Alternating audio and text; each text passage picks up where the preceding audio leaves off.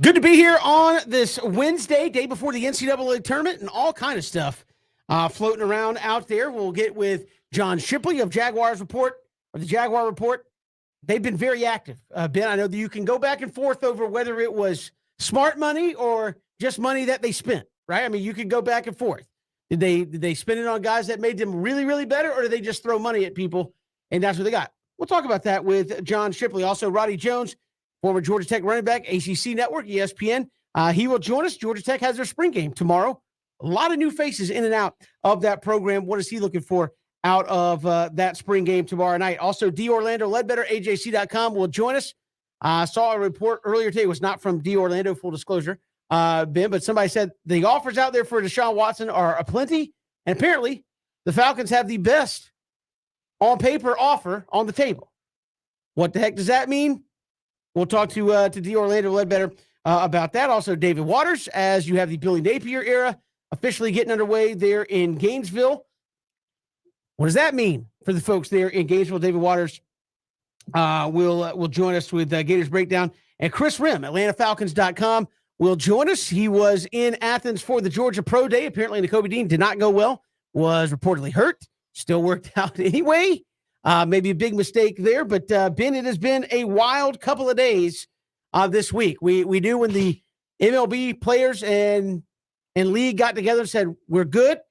We're going to open free agency on Friday night. Spring training is going to open on Sunday. Grapefruit and Cactus League games are going to start on Thursday. So tomorrow they'll actually have spring training games. We knew it was going to be wild and crazy. But here we sit. The Braves have signed Matt Olson. The Braves have gone out and signed a veteran. I think he's going to end up being a reliever, but a reliever. They've signed Eddie Rosario today to a 2-year deal. They've reshaped some of their team a little bit. We've seen the Yankees go out and bring back Anthony Rizzo. We've seen the Blue Jays go out and trade for Matt Chapman, Matt Olson's teammate, which means that all the talks of, Freddie's going to Toronto because Vlad Jr. will just move over and play third base. Nope, that's not happening. And now you're hearing about Boston and Tampa. I thought the Dodgers were the favorite all along. Why a week later has he not signed anywhere? To me, that's one of the more intriguing questions right now. You put yourself out there as like, hey, this is going to be one of the more sought after free agents. There's a bunch of teams that want you. San Diego, apparently, back in the mix, but they would have to trade their current first baseman to make that work and have to do some things to get. Why do you think Freddie's still hanging out there a week later? We've seen a bunch of guys get deals. Why not him? I think, Kevin, sometimes when you get to thinking about perception and usually reality, when a situation like Freddie Freeman, he's going to cost a lot of money.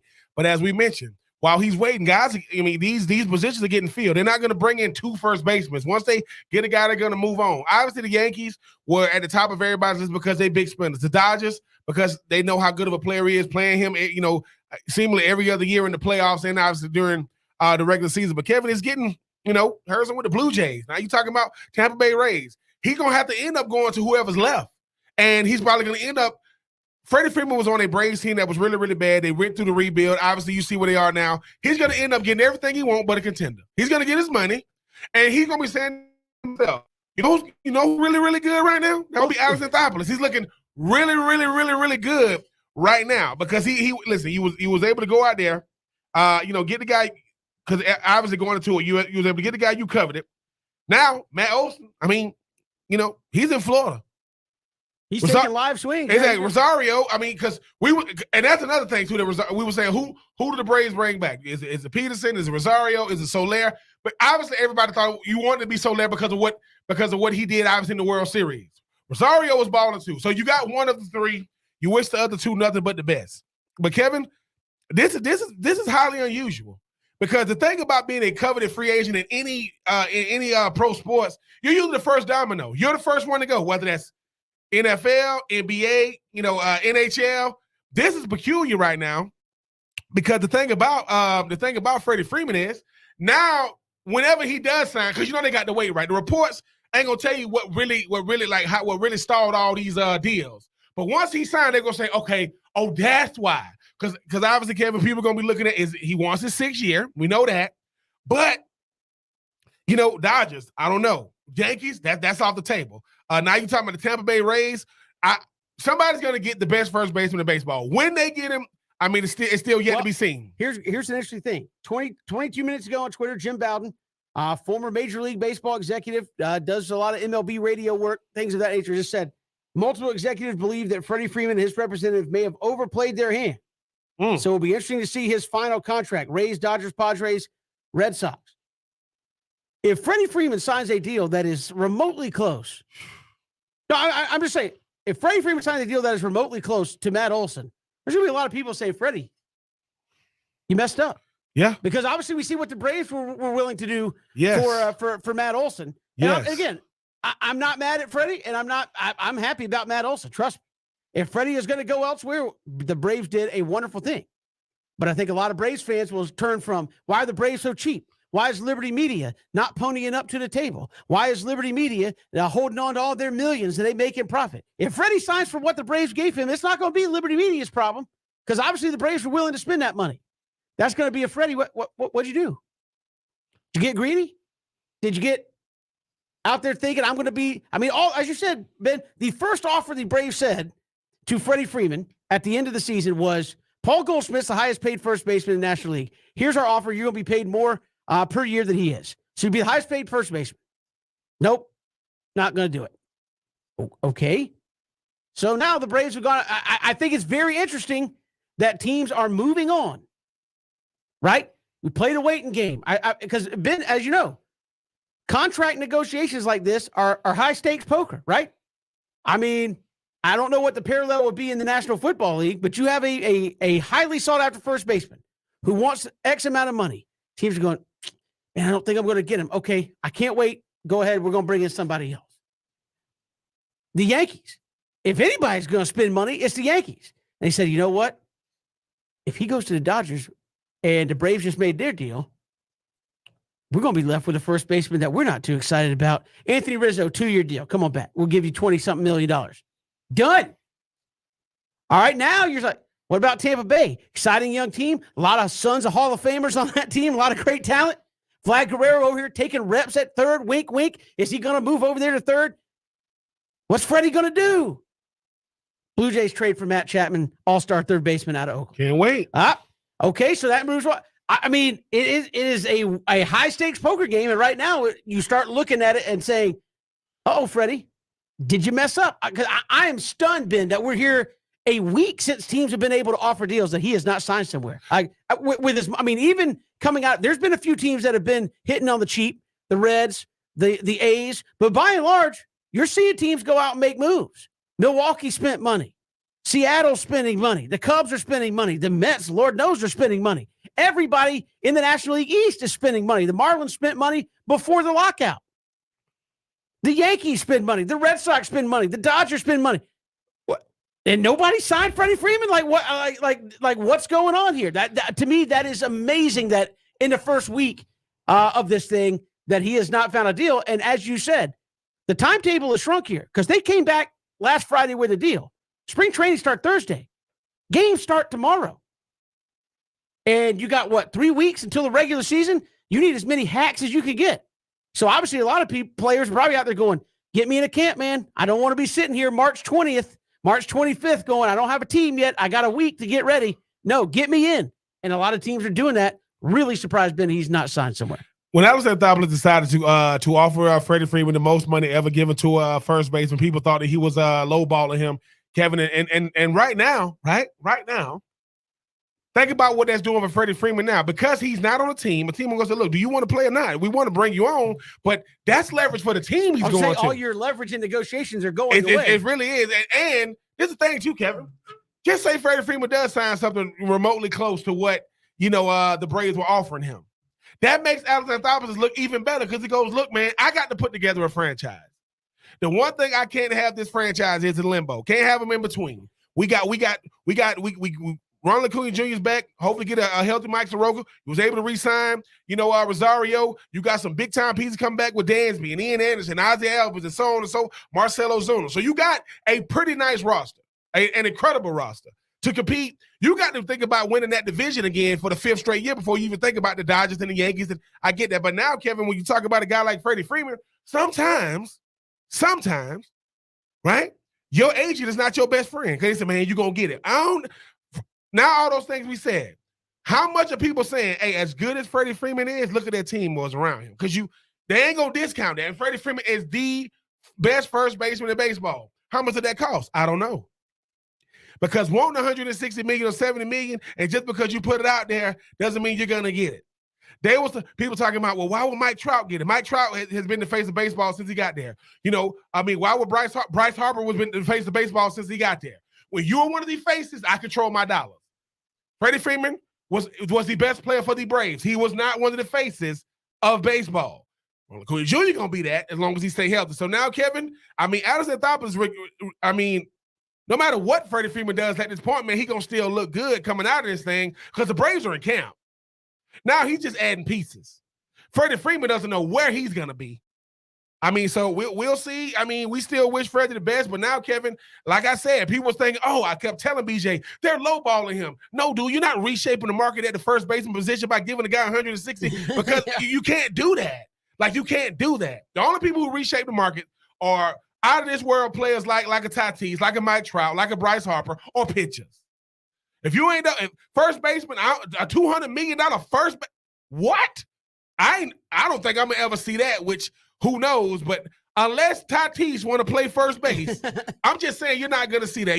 Freddie Freeman right now, Kevin, is looking at his agent saying, dude, you got me out here looking crazy because it looks like I'm a hard bargain. It looks like I'm trying to go to the highest bidder and I'm gonna end up just signing with a team who needs a first baseman who could definitely utilize Freddie Freeman's services. But outside of that, Kevin, it's if you're a Freddie Freeman right now, you think to yourself, dude, I thought I'd be the first guy signed.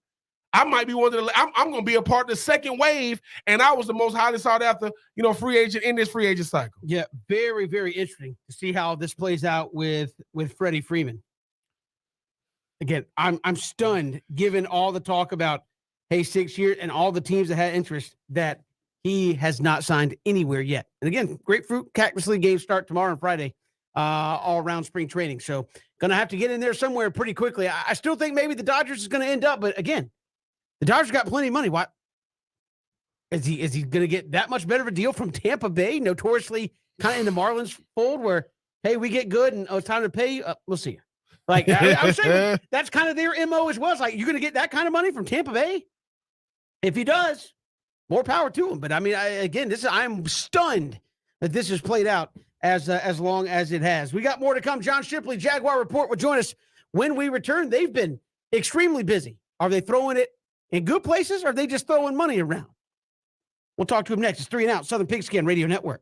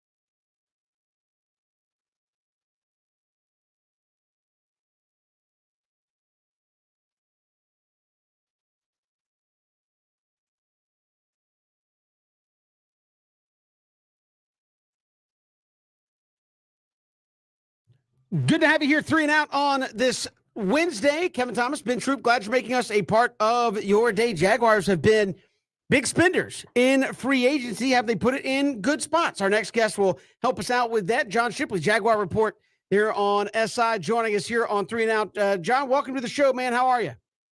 Hey, how you guys doing? I'm doing fantastic. Hey, good to have you. I know the Jags have spent a lot of money. I guess I've seen some fan arguments out there saying, did they spend it in good spots, or did they just throw a lot of money at players? How do you think they did? Have they spent money wisely here in free agency at the same time while they were obviously flush with cash? Yeah, I think the big thing is, when free agency contracts come out, it seems like every free agency deal that people really react to with, raised eyebrows. That's because free agency is really, for teams to overpay and spend money. It's for teams like the Jaguars who don't draft well. It's for them kind of fill those holes. Obviously, it's not ideal, but when you spend in free agency, you're bound to overpay. So when you sign as many guys as the Jaguars have, it's certainly going to, be a few contracts here and there that surprise people. I think the Jaguars took a strategy that, last year, the Jaguars weren't aggressive at all in free agency. They really, they went for mid-tier guys that tried to find value. They really didn't try to make any big splashes at all. This year, they've gone the complete opposite way. It was clear last year, especially from the minimal impact of the free agency class, that last year's strategy wasn't ideal. So I think, this year they're showing that, okay, let's try to do a 180. And the only thing that will really tell if it's a good idea or not will be results on the field. Brandon Scherff, Christian Kirk, Zay Jones, Evan Ingram. It seems to be they believing in that second-year quarterback and Trevor Lawrence with a healthy Travis Etienne. I know it's not going to be hard for them to make a big jump this year with winning some games, but Giving so much focus to the offense has got to feel good to a guy like Trevor Lawrence, who, let's face it, outside of having to deal with everything outside of football last year, he wanted to try to get back to some normalcy his second year. Yeah, no, absolutely. I think, the biggest really message this whole offseason was you have to build around Trevor Lawrence somehow. They entered Lawrence's rookie year not doing that. They of course picked the running back in the first round, but he ended up having an injury. Then you look, elsewhere, they kept the same offensive line that had been middling for years. They didn't do much. They only added Marvin Jones to the receiver room, and he was clearly not the receiver that he used to be, in his prime. And then I tied in. They didn't have much of a plan signing Chris Manhurst. They did not put enough around Trevor Lawrence as a rookie. That's why it was so critical for them to not make that same mistake this year. So I think, no matter what the evaluations are on Christian Kirk, Evan Ingram, Brandon Scherff, Zay Jones, and the evaluations do vary, I think you can at least make the argument that the Jaguars have made more of an effort to build around Lawrence, which, obviously any number one overall pick who has the rookie year he had and the lack of production he had is going to get criticized. But when you look at the supporting cast he had, there was no way the Jaguars could repeat that going into year two without potentially, causing serious harm to his career. So I think building around Lawrence was a smart move. John, I see some of the Jag fans saying, hey, maybe they're underwhelmed with the receiver haul that the Jags brought in. But it wasn't that long ago that Jag quarterbacks were throwing to guys like Chasten West and Jordan Shipley and things like. They have come a long way here, right? The Jag fans look at us and say, hey, these are better receivers than a lot of past Jags quarterbacks have had to throw the ball to here. Well, I think the big thing is the fact that they didn't go for the receiver so many people expected for them to go after. Entering free agency, it really seemed like if the Jaguars were okay at any receiver spot, it was that slot receiver. And then, you look at a guy like Christian Kirk or Evan Ingram, both of those are more big slot types. Zay Jones is more of a Z receiver. When really, the Jaguars needed an X receiver. They needed an Allen Robinson. They needed an Amari Cooper. They even, needed to potentially keep a guy like DJ Chark. So I think that's the big thing that's been on a lot of people's minds is, okay, they added guys from the middle of the field, but they still don't have that guy on the outside who can kind of be, Trevor Lawrence's go-to guy, the alpha receiver. When Chark went down with his injury last year, they tried so many different guys at the X receiver spot, and they had so many different, really failures. So I think the fact that they've added a few guys, but nobody that really fits that position has concerned some fans, especially when you consider, you could have traded for Amari Cooper and more or less paid him the same amount of money that you're paying Christian Kirk. John, how much stability does a guy like Doug Peterson bring? When I think about this Jags team last year, Chris Doyle, Urban Meyer, Tim Tebow, Trent Baalke. It was just so much stuff that they had to deal with, on top of the fact that, hey, man, you picking back-to-back years, the number one overall pick. How much does a guy like Doug Peterson bring some level of stability to a franchise that's in desperate need of it?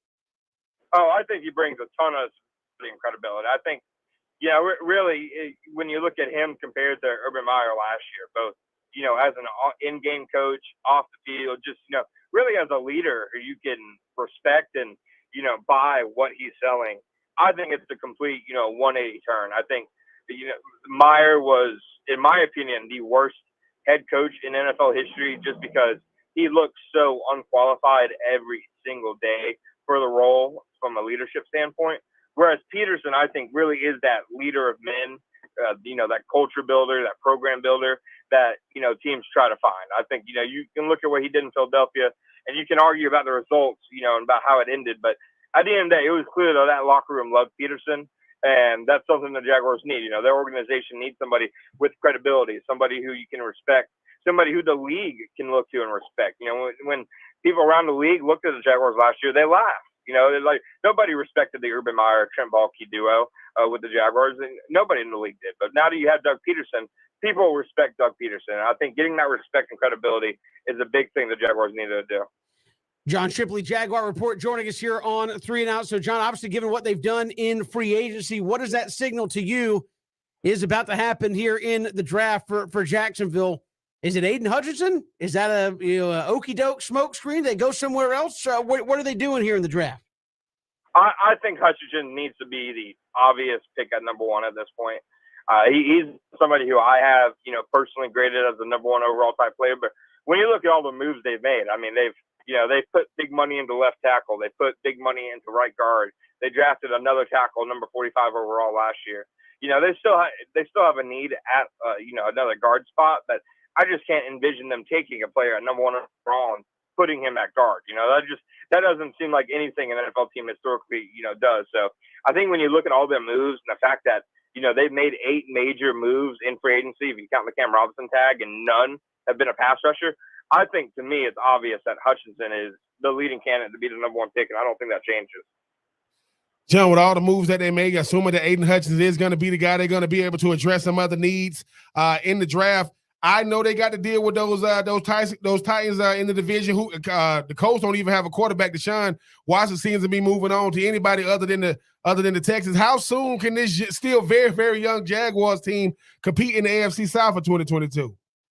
Yeah, I think owner Shad Khan, he really isn't looking at the Jaguars as and he said this last year before he fired Urban Meyer that when he interviewed candidates, he wasn't asking them for their 4 and 5 year plans. He wanted them to win now. And I think, we've seen in recent years that teams with quarterbacks on rookie contracts can win now as long as you build effectively around them. So that's, what the Jaguars' plan is, especially with a guy like Peterson.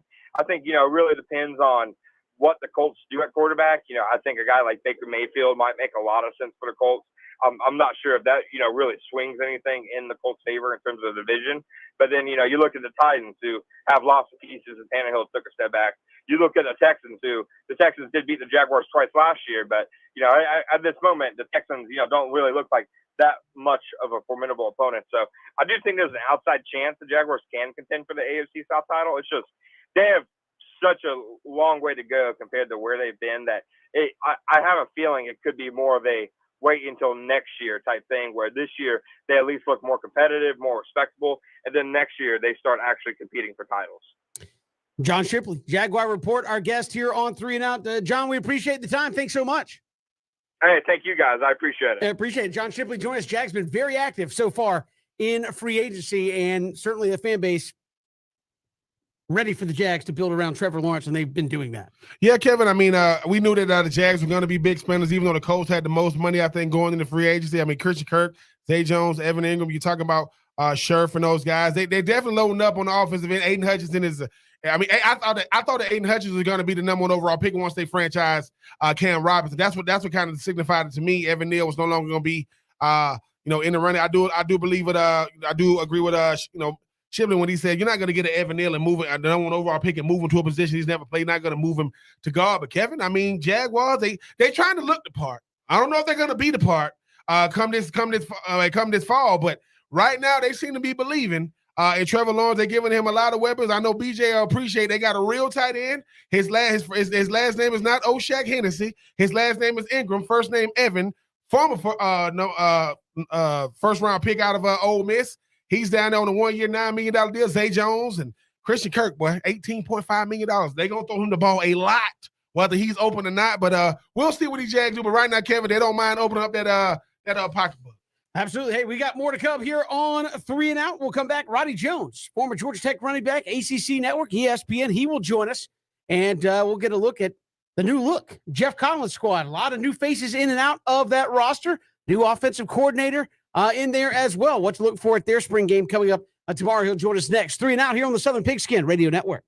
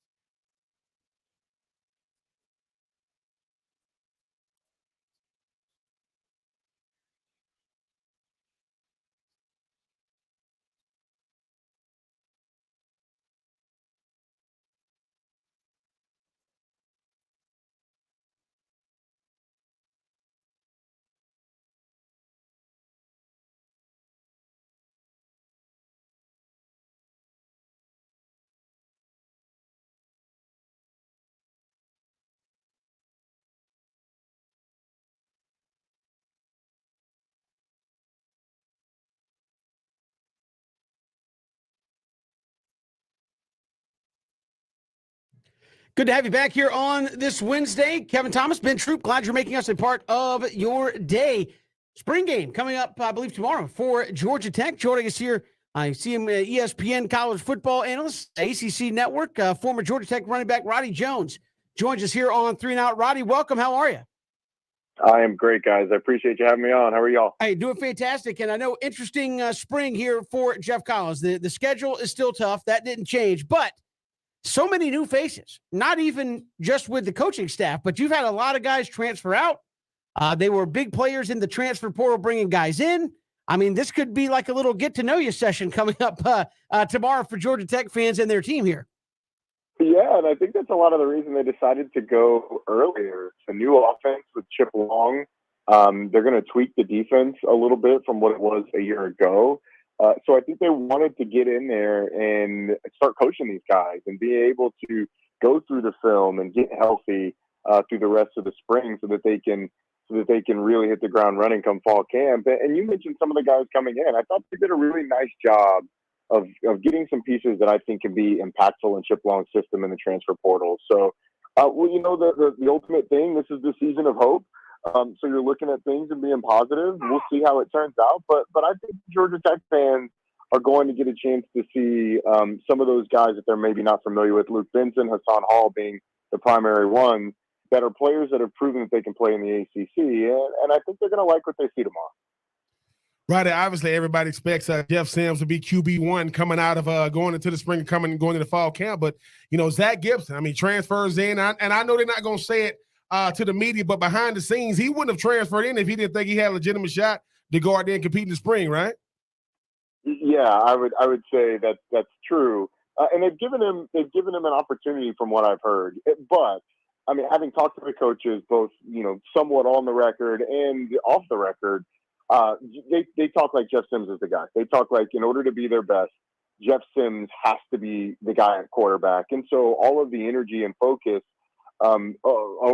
not all of it, but a lot of the energy and focus that they've gone through in the spring practices have been about getting Jeff Sims comfortable, getting him better, helping him mentally, because he admitted in years past that when he would have a mistake, it may compound. He wasn't able to get it out of his head. It may compound into multiple mistakes. So I think a lot of that is where a lot of the energy has gone in the preseason. I was out at a practice. Zach Gibson looks good. There's a difference, though, in terms of talent from what Jeff Sims brings to what Zach Gibson brings. And they're really excited about the freshman, Zach Pyron, the freshman from Alabama. His mobility, his arm strength, he's a little banged up, so I don't think we'll see him in the spring game. But they're excited about him, too. But in order for Georgia Tech to be as good as they can be, Jeff Sims has to be really good for him, to be honest with you. And so I think a lot of the energy of the coaching staff this spring has gone into making sure that happens. How different, Roddy, will that offense look from what Dave Patnode ran out there? I think it'll be significant. The offense that they ran last year was really all 11 personnel, one back, one tight end. They sprinkled in some 21 where they'd have two backs and a tight end, or some 12, one back, two tight ends. They sprinkled that in some, but I think you will see a lot more two tight end sets under Chip Long. I think you'll see a lot more motion shifts pre-snap. I think you will see more creativity in where guys line up, because that's what he did at Tulane. It's what he did at Notre Dame. So I think Chip Long, the thing that he does a really good job of is finding matchups. I had him twice last year at Tulane, and Tulane was not very good on offense, but he made them better than they should have been on offense because of his ability to scheme stuff up, because of his ability to make sure that his playmakers had one-on-one situations where they could go out and win. And he described his offense as an offense for playmakers. So I expect him to find the pieces for Georgia Tech that are really good and force feed them the ball. Like there's not going to be an even ball distribution in this offense. It's going to be, all right, these guys are the guys that can make plays for us. And those 3, 4, maybe 5 guys are going to touch the ball 80% of the time is what I would guess. Right, all eyes are going to be on that defense come tomorrow, and rightfully so. I mean, particularly that defensive line. It's going to be hard for those guys to generate pass rush or whatever type of defense they're going to run, but who's going to be that guy on the defensive line, or is it going to be play by committee that's going to really help those guys really hopefully play as a unit to kind of keep this offense going, or at least give this offense a chance to go while it's trying to find its identity? yeah, they're going to have to be better on defense. So, like you mentioned, this is the worst pass defense in the country last year in terms of pass efficiency, one of the worst in the country in terms of yards per attempt allowed, one of the worst in the country in terms of yards per game. So when you factor all that in, it's kind of a holistic effort. It's a lot of new faces on the back end. You've got both safeties, a nickel and a corner gone. Now they're excited about the guys that are replacing them, and most of those guys have played. But the fact that you're operating with guys that haven't started significant games before is a little worrisome, even though you may be a little optimistic. And in terms of your question, the defensive line, I think a couple of things may help them generate pass rush. I think you're going to see more even front, four down alignments from this defense, which I think will help the defensive ends being in a more traditional alignment, getting after the quarterback. They did lose their two best pass rushers. There's no way around that. Jordan Dominic and Jared Ivey were pretty good players, and they lost both of those guys to the portal. But they have some talented guys. Kevin Harris is the one that you hear the most. Transfer from Alabama, that has the physical tools to be really good. Really good first step, very twitchy athlete. Has yet to put it together, but we'll see. He's the one that comes up the most. But honestly, I think it's going to be sort of they're going to do it by committee sort of deal. Roddy Jones joining us here on 3 and Out. How do you think I know it's a long way to look ahead, but how do you think they fit in this ACC Coastal? I know a lot of people say, hey, they may only win 3 or 4 games, again, given the difficulty of the schedule, but given some of the guys that are leaving the ACC Coastal, Kenny Pickett's out. I mean, is the ACC Coastal still as topsy-turvy as it seemingly has ever been? Well, okay, so sitting here in March, I think there's 2 teams that have separated themselves in the Coastal, in my opinion, and it's Pitt and Miami. I know Kenny Pickett's gone, but that entire offensive line's back. Every running back they had to carry the ball last year is back, and the Biletnikoff Award winner, Jordan Addison, is back as well. So they're gonna, and then they got Keaton Slovis in the transfer portal, a guy who lit the Pac-12 on fire as a true freshman. So I think, and then the defense is they're great on defense every single year. They're going to lead the conference in sacks. They're going to make it tough for you to run the football. It's just who they are, and they've got a lot of returning pieces there. So I think Pitt is going to be really good. I think Miami's really good. You know, Mario Cristobal coming in is going to get all the hype, but that was a Miami team that was playing really well down the stretch last year. They've got to be better defensively, but when you look offensively, Tyler Van Dyke may be the best quarterback in the division next year with the way he played at the end of last year. Jalen Knighton's a game breaker, and I think they got a young group of receivers that really showed how talented they were. So those 2 have separated themselves. And then you kind of get into everybody else. You know, you got new coaches at Virginia, Duke, and Virginia Tech. I don't really know what you're going to get out of those 3 schools. Virginia's got a great quarterback in Brennan Armstrong, but you don't really know what you're going to get, to be completely honest with you. And then you look at Georgia Tech, and you hope that they're able to win more of the toss-up games than they did a year ago. It seemed like last year, every game that was a toss-up, a close game, they lost, including Northern Illinois. So you're going to have to win some more of those games where you're fairly evenly matched. Because I think, you know, your Virginia Tech is going to be one of those toss-ups. I think Virginia is probably one of those toss-ups. Maybe a Florida State, although Florida State was a Jacksonville State loss away from being a bowl team last year. So you look at the schedule, and it's tough because you get Florida State and Clemson out of the Atlantic, and then you've got the Coastal, who everybody's got a reason to be optimistic. And then non-conference, you get Georgia, you get Ole Miss, and you go to UCF. So it's a tough schedule. But in terms of where they fit in the Coastal, you know, I don't think they're as good as Miami. I don't think they're as good as Pitt. I don't think they're as good as Carolina. But everybody else is sort of in that lump of we don't know what we're going to get. So to be honest, I don't really have a great answer there. Right. I mean, a guy like Jeff Collins, you know, fair, unfair, right, wrong, indifferent. I mean, he comes to an ACC that when Clemson was obviously the top of the hill. You look at what Pitt and Wake Forest did last year, as you mentioned, Cristobal, what he's doing in Miami. I mean, playing teams like Ole Miss don't help this already brutal schedule. What schedule-wise, whether it's 6 wins, 5 wins that Jeff Collins is going to have to do to preserve some level of trust with Georgia Tech faithful? It's pretty much the same answer for me as it was a year ago, although it was a little bit of a stretch a year ago. Like last year I said, hey, look, if you're fighting for a bowl berth come November, then that's a good season, because in November they had Notre Dame, they had Georgia, and I can't remember who the other one was, but they had another really tough game in November. So it was going to be a tough slog for them. this year, I think they need to survive September because you get Clemson out of the gate, then Western Carolina, then you have Ole Miss, and you go to UCF. So if you can get out of there 2-2, and then and then go through the rest of the way and win some of those toss-ups and be fighting for a bowl berth again, come the middle of November. Obviously, you don't want to go into Georgia needing a win for a bowl berth, but even if you did, I think that's a positive step forward. I don't think Tech fans are going to be excited about another 3-win season. Although I would caution anybody who gets overly optimistic, it is possible because we just don't know some of those teams that I mentioned in the ACC, what kind of bump new coaches will give them. So we'll see, man. Like I think for a Tech fan, you would be ecstatic with 5 wins. You'd certainly be ecstatic with a bowl game. 4 wins is probably the most likely, just looking at the schedule right now and how many toss-up games they would have to win. So I would say 4, 5, 6 wins is probably most likely. And if you get to the top end of that, you're pretty excited as a Tech fan. Roddy Jones, ACC Network, former Georgia Tech running back, our guest here on 3 and Out. Roddy, always a pleasure. Thanks so much. Yeah, guys. Thanks for having me. Appreciate it. Roddy Jones joining us here on 3 and Out. Jeff Collins and company going to have their spring game tomorrow. Have a couple of practices after the spring game as well. But as he said, interesting season for Jeff Collins where they're trying to improve. That schedule is brutal. So they could be better and not win any more games, Ben, just because the schedule is so tough. But fans don't want to hear that, right? I mean, they want to hear, look, we want to see improvement. We want to see steps towards getting back to the postseason, towards improving bowl position once you get to the bowl season. So a lot of work there for Jeff Collins to do. Yeah, and I think what really didn't help Jeff Collins last year, Kevin, was the fact that it wasn't Clemson, it wasn't Miami, it wasn't UNC, it wasn't Virginia Tech, it was Wake Forest and Pitt.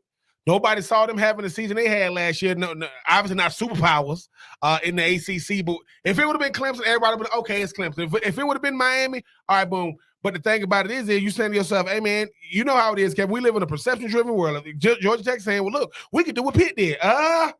We could do what Wake did. Because one, got a new offense. Another new offense you putting in. You got Jeff Sims going into his true junior year. What type of defense? Because Jeff Collins and anything else, I mean, the biggest question mark is going to be offensive line, defensive line, and secondary. Well, you know Clemson going to come back with a vengeance. You know Cristobal, he's hiring. He got many more people on his staff than freaking Billy Napier does at this point with how much money he's got to spend. So, right, it's not going to be fair, but I do agree with Roddy. If you can start off 2-2 in September and be at least scratching the surface of getting to a 6 win in come the month of November, December, Kevin, that's got to be considerable ACC Coach of the Year type stuff when you look at the schedule. Easier said than done, but first, got to get through the spring game, got to win the perception battle with the fans, which I don't know if you can do that. Me and BJ was there when Jeff Collins first got there, and Joe Hamilton tried to throw a pass to Calvin Johnson, and the players wouldn't let him do it. And he like, the players like, nope. I'm like, well, listen, make sure you tackle the guy that has on football gear and not the guy who has on streetwear next time. But, hey, man, we'll see what Jeff Collins can do in year 4. And we got more to come here on 3 and Out. D. Orlando Ledbetter going to join us next hour. Are the Falcons really in on Deshaun Watson? We'll get his thoughts on that. Also, David Waters next hour. And Chris Rim, AtlantaFalcons.com, was at Georgia's Pro Day. We'll get his thoughts on what happened there in Athens today. It is 3 and Out all across the Southern Pigskin Radio Network.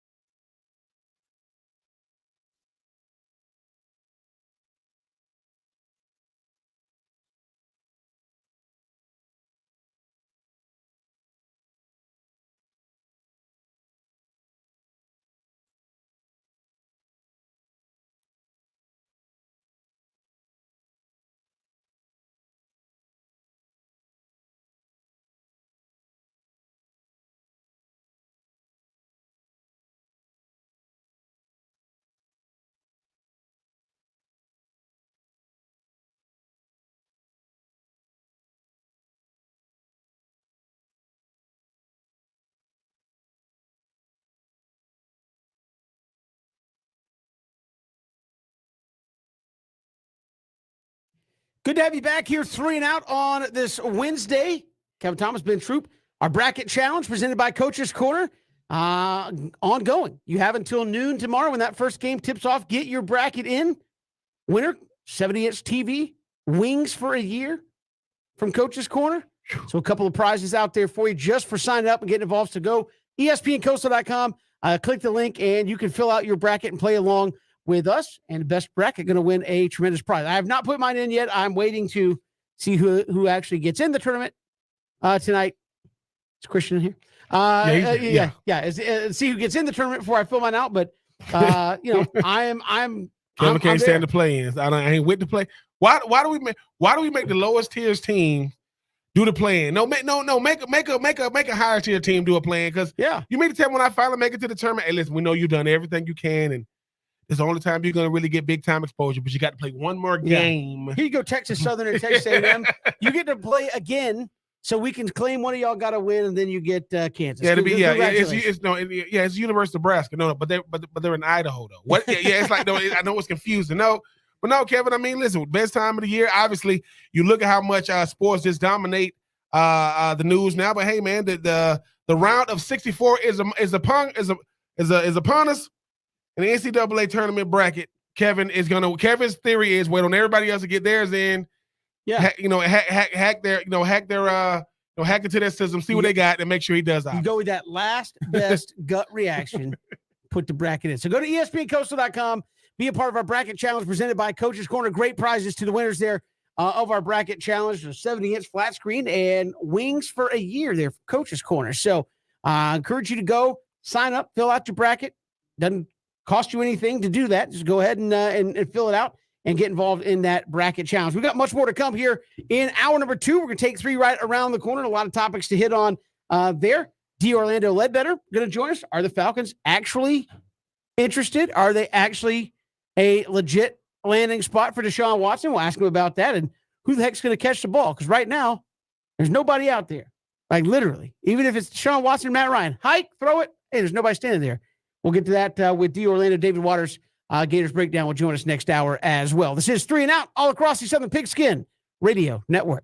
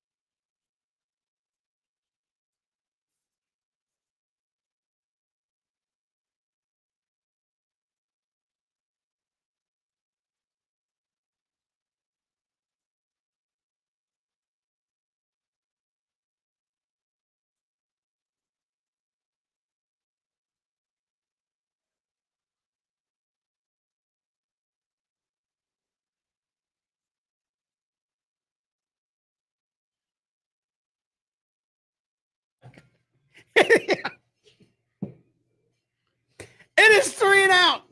We got Cody Queen with us today, so it is. One of them days. He stopped by and we Yes. said, "Hey, Cody, you want to hop back in your chair?" And he's like, "Okay, fine." So now we were just treated to the Cody Queen excessive burst of energy that just that just happened. A chair may or may not have been flipped, and just the ultimate get hype. I mean, Cody, you run on like level 10 pretty regularly, anyways. But I think you're having a lot. I mean, Christian got you warmed up, and now you're here at 3 and out. I mean, just going bananas. Level 1 million is what I go at all the time, 100%. I injured myself because I'm a retiree now. Yeah. So I did flip a chair. And now you hurt apologize. yourself. Yeah. I might leave with a bill. Oh yeah, I'm about to say. Yeah, I'm about to say. He go. No, you go to see your nurse. You're like, what did you do? Were you out? Were you out there like doing like surfing or whatever? You the sandy beaches of Florida these days. He was like, no, I was in the studio. I flipped the chair. Then we came back from breaking. Well, Kevin kind of gave me that look, and I gave him that energy. Yeah, what caused you to get so hyped? It's 3 and out, man. Talk about It's it. 3 and out. That's what happened. And it's take 3. Yeah, let's take 3, Cody. All right, here we go. Take 1, Ben. We've heard a lot of talk about this. Dansby Swanson even weighed in and said, look, nobody should wear 5 in Atlanta again. Should Freddie Freeman's number be retired by the Braves? It depends. As of right now, no. Because, Kevin, this is the thing.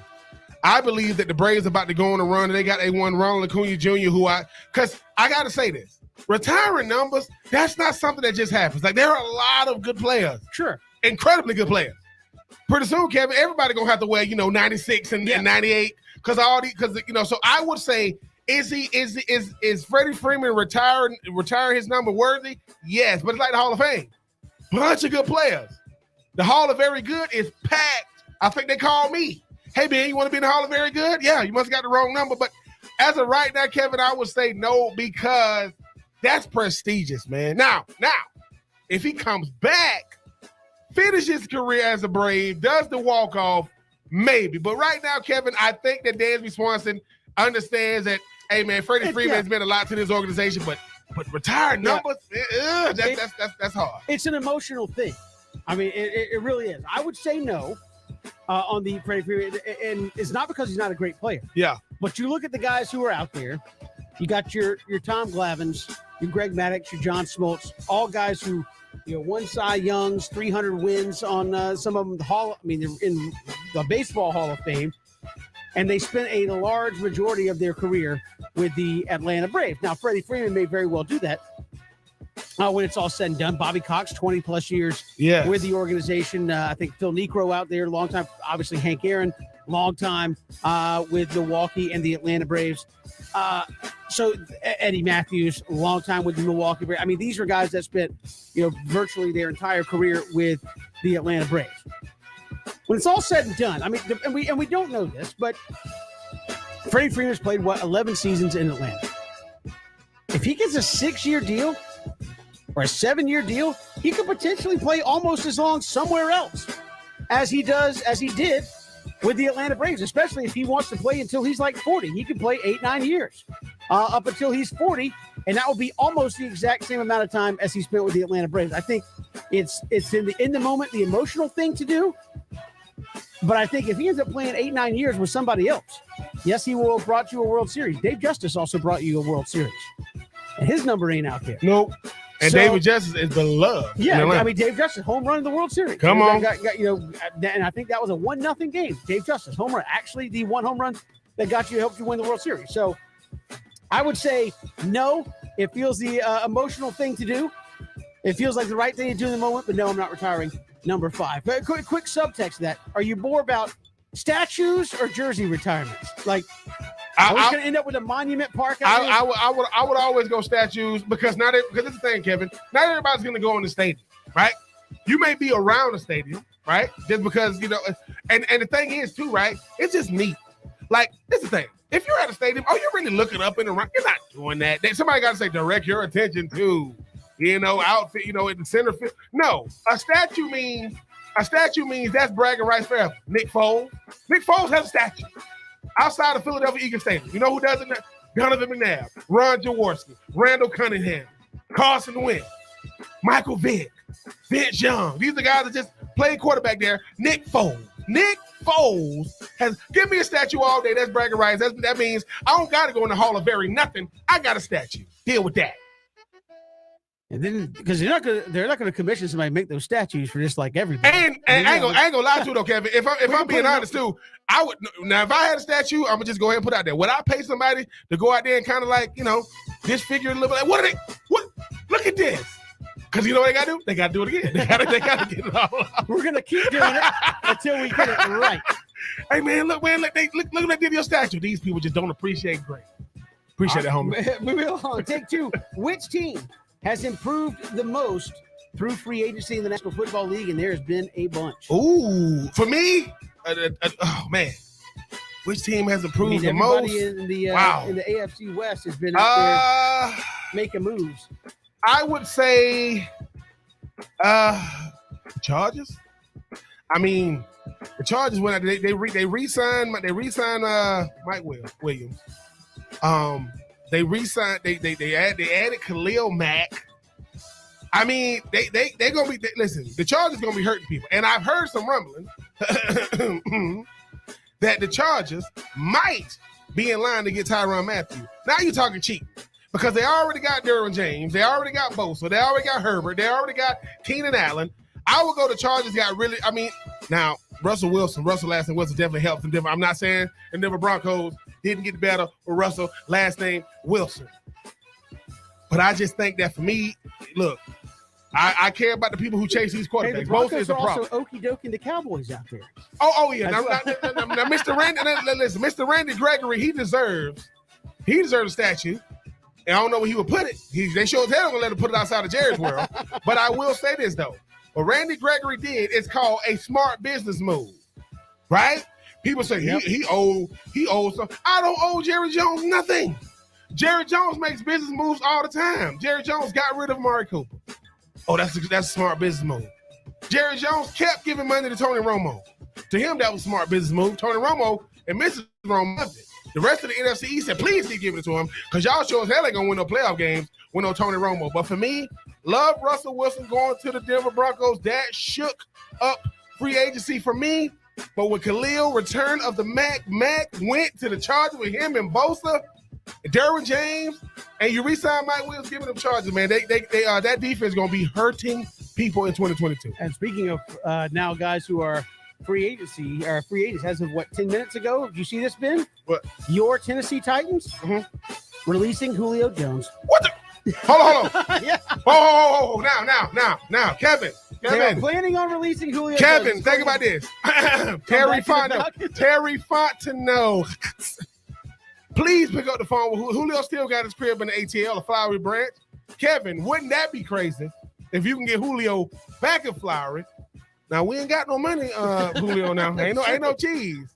Terry Fontenot stick his hand in his pocket, pull some money out. He like, could you run down there and give me one of them drinks out there? But that wasn't for you, Julio. We ain't got no money for you. No, could you potentially see a Julio Jones reunion, Kevin, in Atlanta? I would love to see it because he needs a job. When they ain't got no money, maybe they could use some type of smiles. Yeah, a homeboy. It was a homeboy, a little fist bump. But hey, Tennessee, they trying to make some way to pay AJ Brown. I can understand it. Julio Jones, the Falcons know, cost me a lot of money. All right, moving on. Take three. Ben, tomorrow begins the NCAA tournament, one of the greatest days in sports, where seemingly everybody's got a bracket filled out. They're in some kind of situation where they're trying to win a prize, and everybody who hadn't paid attention to college basketball is all of a sudden like, come on, upsets. I got a 16 winning it all. How long do you believe in your bracket before just despair sets in and you're like, into the trash can it goes? Sweet 16. I mean, look. You believe in that? Because No. I know we have somebody who's not with us on the show today who, at the sign of the first loss, is ready to toss his bracket in the trash. Listen. That'll be one BJ Penn. I will say this. Look. I've come around with this. I've had some years of kind of. I'm not going to go chalk because we look at this. Oh my God, the biggest. How often does that happen? How often does the number one seed go down first round? That happened. We keep. Oh, it happened a couple years ago. Okay, but that's very, very rare. Kevin, I'll say Sweet 16 only because of this. There's a lot of teams in this thing that don't got a rich tradition in basketball. People talking about the Alpha boys gonna be good, man. Auburn ain't never won no freaking national championship. Only 3 teams in the SEC have ever won that championship: Florida, Kentucky, and Arkansas. Think about that. So I just think, Kevin, look, I see a lot of Villanovas and Kansases and Kentuckys and Dukes and North Carolina. So y'all gonna get beat, and Michigans. So you're gonna get beat by those. But I see a bunch of Iowas in it, and San Diego States, and so it's a then you got these playing games. Whoever gonna end up in that, Indiana isn't a playing game, by the way. But they already and they won last night. Oh, they did won. So I just say, for me, Kevin, I'll go Sweet 16 because this is the thing, right? Sweet 16 is when everybody's watching. Now, you might not watch the first round because it's probably gonna go choke. Kevin, that as that thing shrink, those teams that ain't used to, because see, some of these teams, they used to that pressure. They be like, hey man, people talk about us. What you mean? Like, we're on ESPN. What do you mean? Not ESPN, you. Like D1. Everybody's watching us. So Kevin, I'll say Sweet 16 this year because that Elite Eight, it's gonna be mostly blue bloods, But for the sake of humanity, please, somebody please beat Duke. I do not want to deal with Coach K. Because Kevin, just like I know, Coach K wins it all in his swan song season. We'll never hit in that. We'll never hit the. We're gonna hear. Listen, Christian laid the phone and blow it up right now. Yeah, somebody go ahead and take care of Duke for me, please. Even though that's gonna be easy to say. Just go ahead and knock them out of the tournament. Yeah, I agree. But no, I'm usually with it until like my first number 1 seed loses. When that happens, I'm like, oh, here we go. Because that usually means bad things are about to happen. Just like when Virginia had them going to the national championship game and they got beat in the first round by a 16. You're like, of all the things you just chalk up like it couldn't happen. And then you just want to go curl up and cry. It's awful. That's take 3. We do it every day this time. We'll come back. Falcons, man, interesting. Julio Jones out there. Allegedly, they've got one of the best offers on the table for Deshaun Watson. Is that legit? We'll talk to D. Orlando Ledbetter about that when we come back. It's 3 and Out, the Southern Pigskin Radio Network.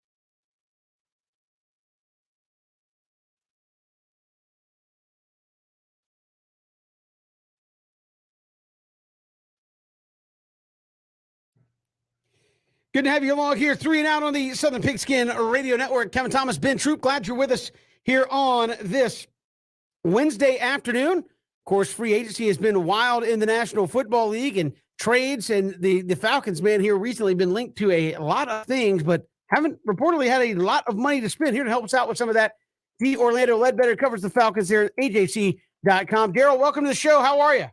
Hey, I'm doing great, guys. Thanks for having me. All right. Well, obviously the rumor mill likes to run a lot about the Falcons and Deshaun Watson. How much of that is true versus it's fun to talk about on Twitter? Yeah, we have no comments from the Falcons. Everybody's saying they're meeting with them today, we're just waiting to see if that's indeed true, if their offer's legit. We're just working the phone, trying to figure out what's going on. I mean, Daryl, I just heard some reports that Tennessee is probably going to be releasing Julio Jones. Is there any shot that Julio could potentially be back in red and black in 2022?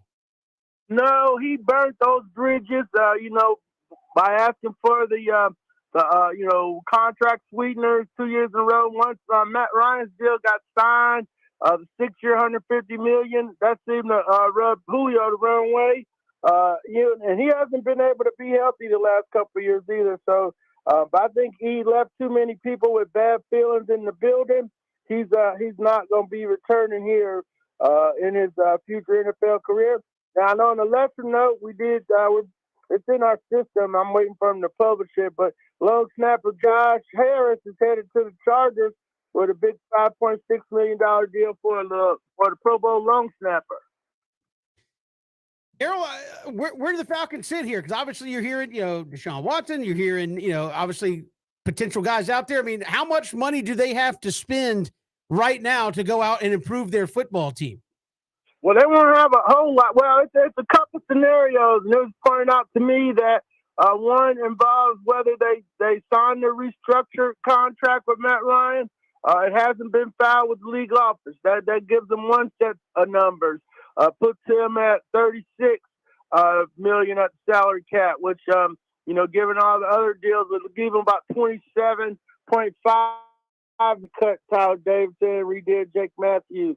Now, if they don't, they're holding up filing that because they could use his old contract, the one with him at $48.8 million for this year, and split that into a post-June 1 and only have a $24 million hit. But they would have to do any deal with the Houston Texans before they owe Matt Ryan the March 19th bonus. So, that's Saturday. So between now and Saturday, this deal will have to be done. It's going to be, the ball's in Deshaun's court.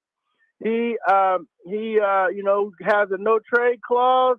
He wants to come to Atlanta, and Atlanta has the 3 first round picks that Houston wants, or the equivalent thereof. Then he can approve that trade. He's only going to go where he wants to go.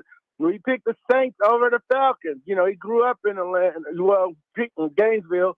Or will he pick Carolina over, the Falcons because he, played at Clemson. So he's got ties to 2 other teams, loose ties.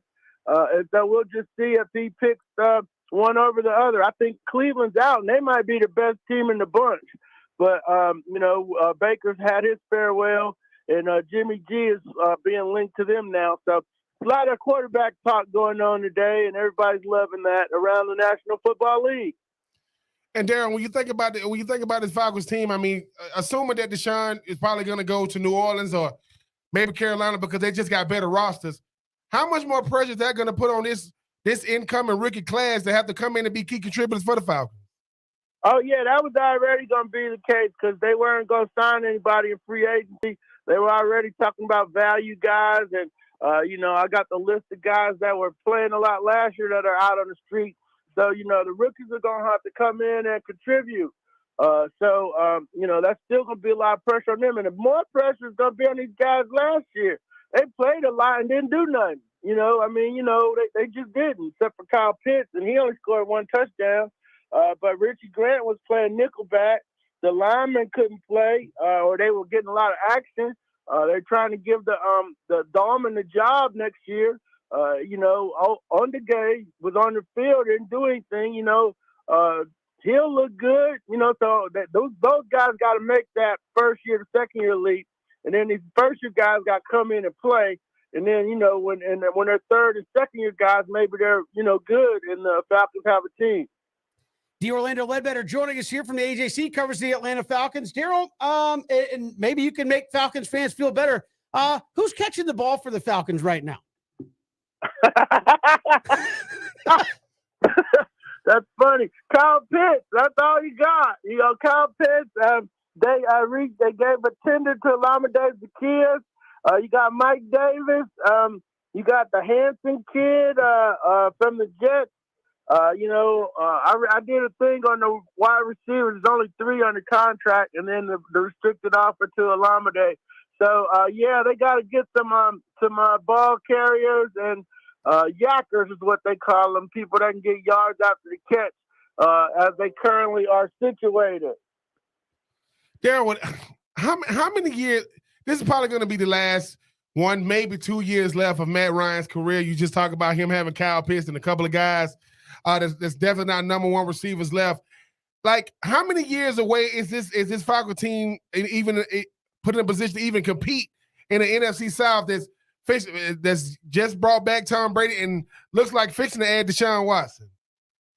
Yeah, they're at least a couple years off. Next year, just after, even if they sign the best for value free agents out there, and Matt comes back and they find a way to protect them, you're still looking at a 500 team. You're not looking at an obvious playoff team. So, they're going to be in that situation for a year at least, maybe 2, to where, we can look at them and say, okay, yeah, they can go. This team can go win 10 games and go to the playoffs. There's no way right now, currently constituted, that you have a 10-win team there. And that's watered down because you got a 17-game season. 10 might not even get you in right now. So, they're ways off. I don't know why they won't say they're rebuilding, because that's what they're doing. And they're trying to win and rebuild, and that's probably not going to happen. Yeah, I was going to say, how much, let's assume that the Deshaun Watson stuff is true. Ben and I were talking about this. If you do that and Matt Ryan goes away, what does that do to the Falcons? Are you akin of, hey, we got a Ferrari, but we don't have money to put any gas in it or get the good tires? Like, what would that do to the Falcons if they did make that deal, or if that deal does come to fruition? Well, that's going to help you recruit these value free agents. They're going to be like, oh, yeah, we can go here and win, and you're going to be able to get, because, you're figuring he's going to be here for the next 10 years. He's 27, and his civil problems go away. Then you elevate the guys you want that are going to try to come here, I think. So, and you can't miss in the draft. So you're okay in 2 years. It's the same scenario. They know that they had planned to build a roster out and then get the quarterback. But now they're, for whatever reasons, now they're like trying to get the quarterback, and they're going to build it out later. So that, it's a young administration. This will be a shift in their original plan as of what they, told us in London. They were trying to do like the Chiefs, build the roster out and get the quarterback later. Somebody is impatient. Maybe it's Arthur Blank, and they want the quarterback now, and they'll get the roster later. So if Deshaun Watson is indeed an Atlanta Falcon in 2022, even though most assume that he's going to be suspended at least 6 to 8 games from the league, even if he is innocent for the charges he's been accused of now, are we saying 2023, Daryl, that maybe because you get them quality free agents and maybe you get some free, you got a couple of dollars to work with next off season, could Atlanta be competing maybe in a year or 2? Oh, yeah. Everybody's looking at how the Bengals flipped it. They went from 4-12 to the Super Bowl. So that's the new model. That's new school. So you got the receiver. You don't have anything else. Receiver / tight end. So, the NFL is in the free agency area. You can flip it pretty quick. But you got to have a quarterback. And you got to be able to block for him. So, you can flip it pretty quick if everything lines up correctly. D'Orlando Ledbetter, our guest here on 3 and Out. Daryl, always a pleasure. Thanks so much. All right, no problem, guys. Thanks for having me. Appreciate it. D. Orlando Ledbetter joining us. Falcons obviously trying to improve their team best they can. As he said, Julio, nope, that bridge is torched. He's not coming back. They're getting released by the Titans. The Deshaun Watson stuff is interesting, Ben, because obviously that would mean Matt Ryan's done in Atlanta. I don't think he'll come here because, as Daryl said, you got the worst kind of team in place. That would have to be long range thinking if you're Deshaun Watson. Okay, I'll go to Atlanta. I'm home. Probably going to stink at least at the beginning. But very interesting. And again, I think another reason he probably doesn't come because, as we said, I asked Daryl about the receivers. He covers that team every single day, and his reaction to who's catching the football was, I mean, it was just. I mean, that's how bad it is right now. I mean, if you're Matt Ryan, you're going, my God, I hope Kyle Pitts makes a heck of a jump in year 2 because outside of that, who am I throwing to? Who am I? There's throwing open and throwing to who's out there at the end of the day. If Deshaun Watson comes to Atlanta, it'll be one, Kevin, because he has a relationship with Arthur Blank, and 2, because he just loves the Atlanta Falcons. No other reason.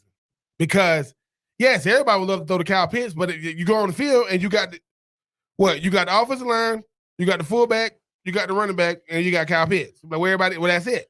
Because I just think that who would have ever thought that if Terry Fontenot can pull this off, I mean, obviously you don't expect the Falcons to compete in 2022. You gave up a lot of draft. You gave up a lot. I mean, look, you gave up a lot to get. You gave up Julio. That's how you sound Kyle Pitts. Now Julio is back on the street and he don't want to come back to Flowery Branch. If you can get Deshaun Watson to come to the Falcons, Terry Fontenot, sir, you are Houdini himself because he must see something coming down the line. But I just think that if Deshaun Watson saying, look, I got to pick between New Orleans that play in a dome, obviously Atlanta playing dome, but Carolina, who got the best roster. Listen, man, I got a crib in Atlanta, man. I don't know if I want to play with them Falcons. He's probably going to pick the Saints or Carolina at this point because, I mean, he's coming from Houston. I don't want to go from bad to worse. Atlanta is worse than Houston right now. So I just think that, yes, it feels good, Kevin, to kind of dominate the storylines. But, no, Terry Fontenot, because what are you going to give him? Better yet, you can't give him no money. You can't even give him no players. So I agree. It felt good to talk about it because, Kevin, if that does happen, like you said, in a matter of what? In a matter of a week or so, both two iconic players for both the Braves and the Falcons are finito. I don't think that's gonna happen. I think Matty Ice, he don't got to put the for sale sign in the yard just yet. Well, we got more to come here. It's 3 and Out. David Waters, Gators Breakdown, going to join us. The Billy Napier era underway as spring practice opens there in Gainesville. He'll join us next here in 3 and Out, Southern Pigskin Radio Network.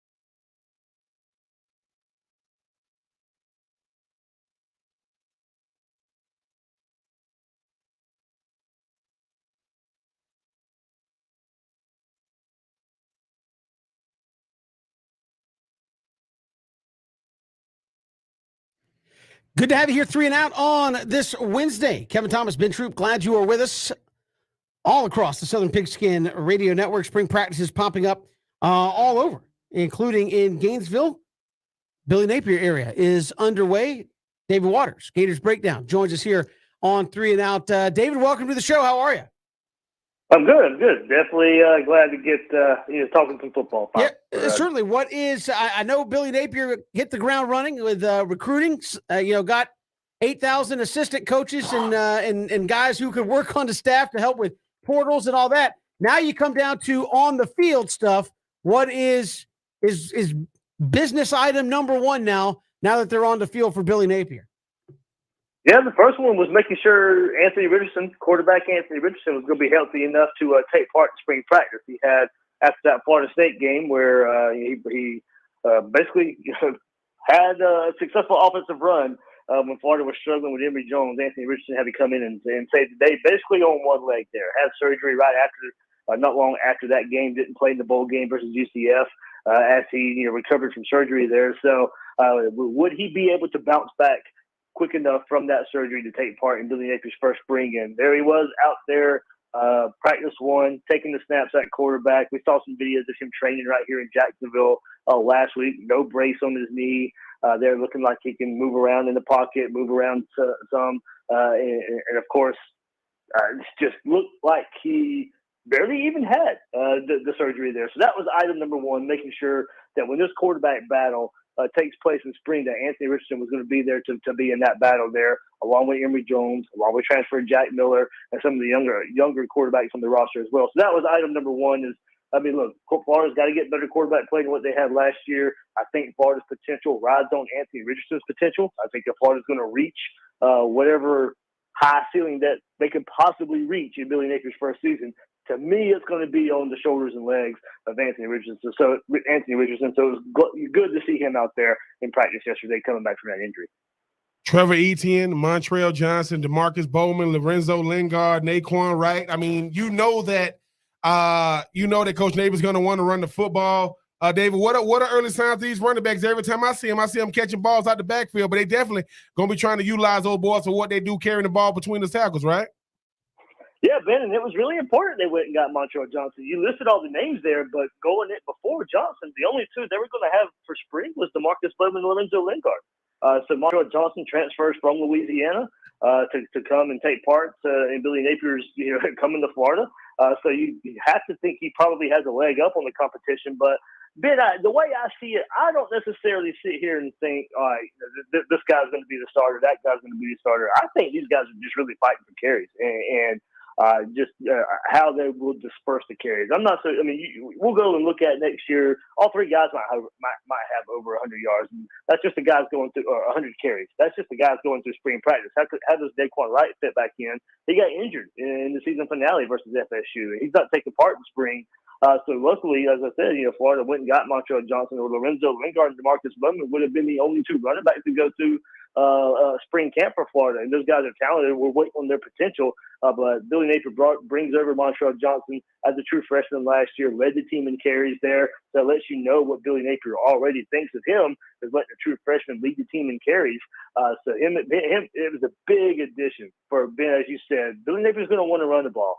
And I don't necessarily think it's going to be the smash mouth run style of offense. I think a lot of that will also depend on the quarterback play. I think he'll open it up if he can. But Ben, it will be a run first team.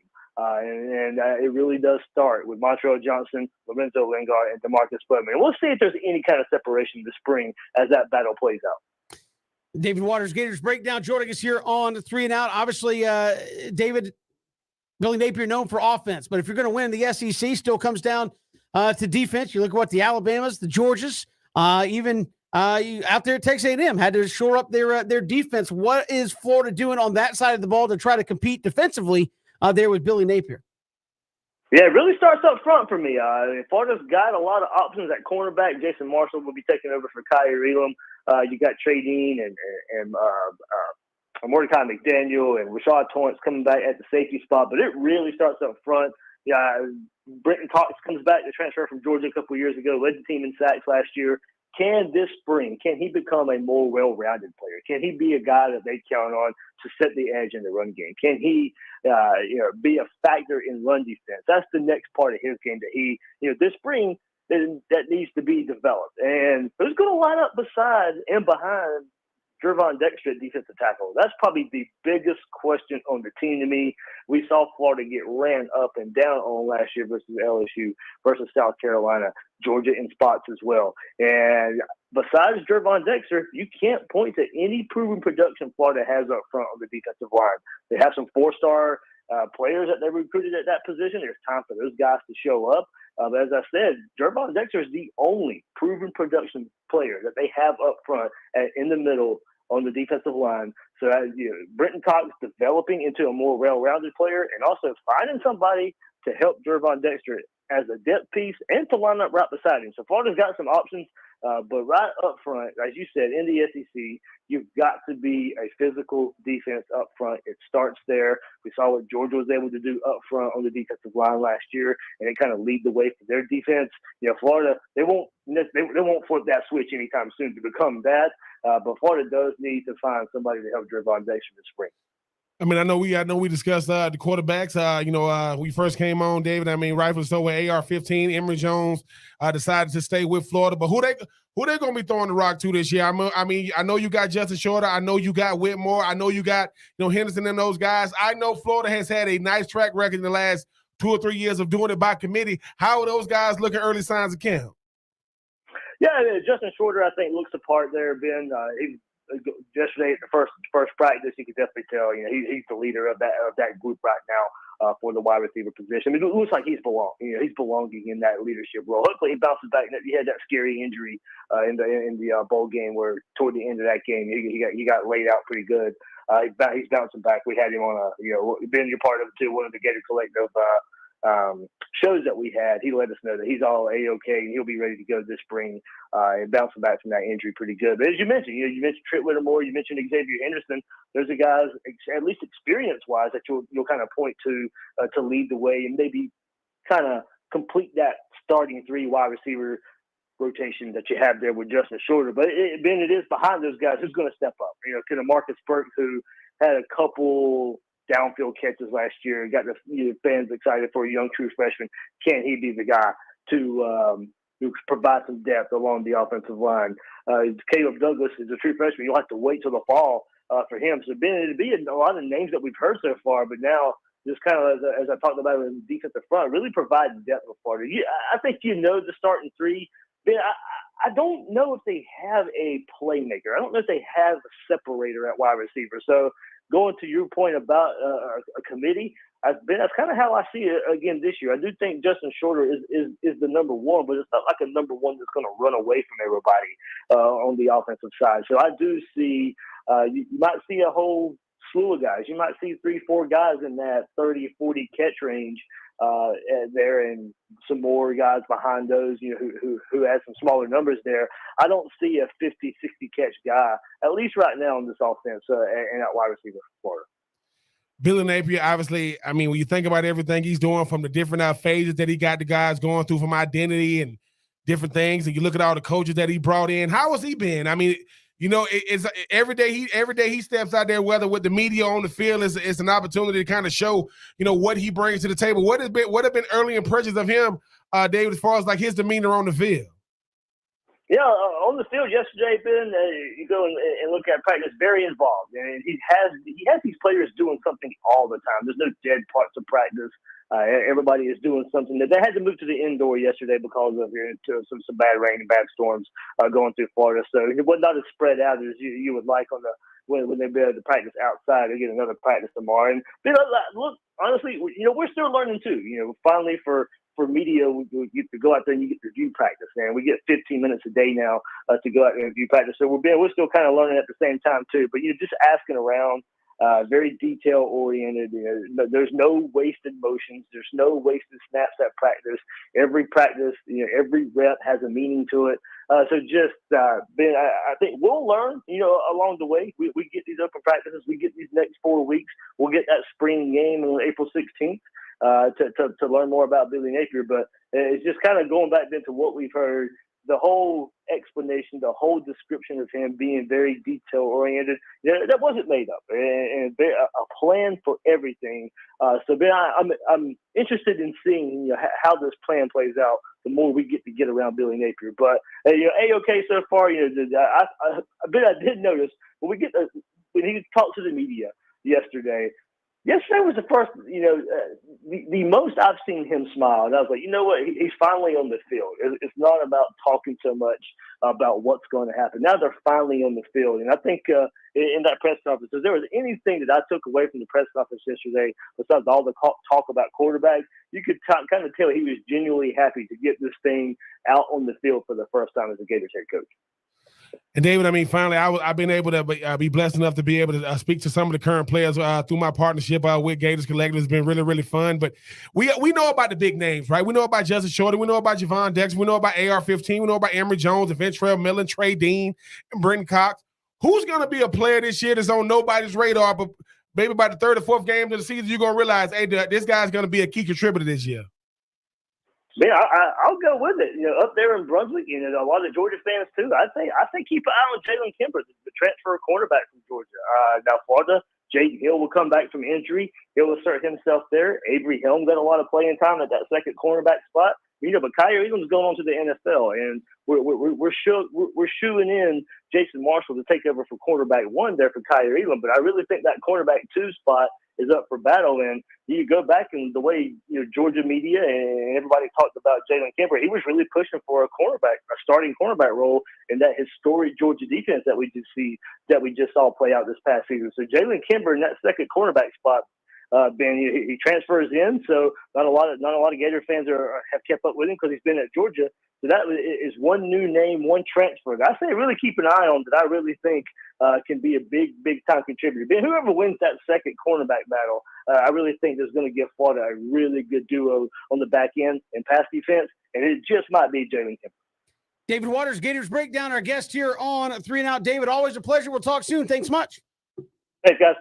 David Waters, Gators Breakdown, joining us here on 3 and Out. We'll come back with more all across the Southern Pigskin Radio Network. Hit us up on Twitter at Pigskin Radio. We're streaming live, ESPNCoastal.com, and on Facebook, Twitter, and YouTube.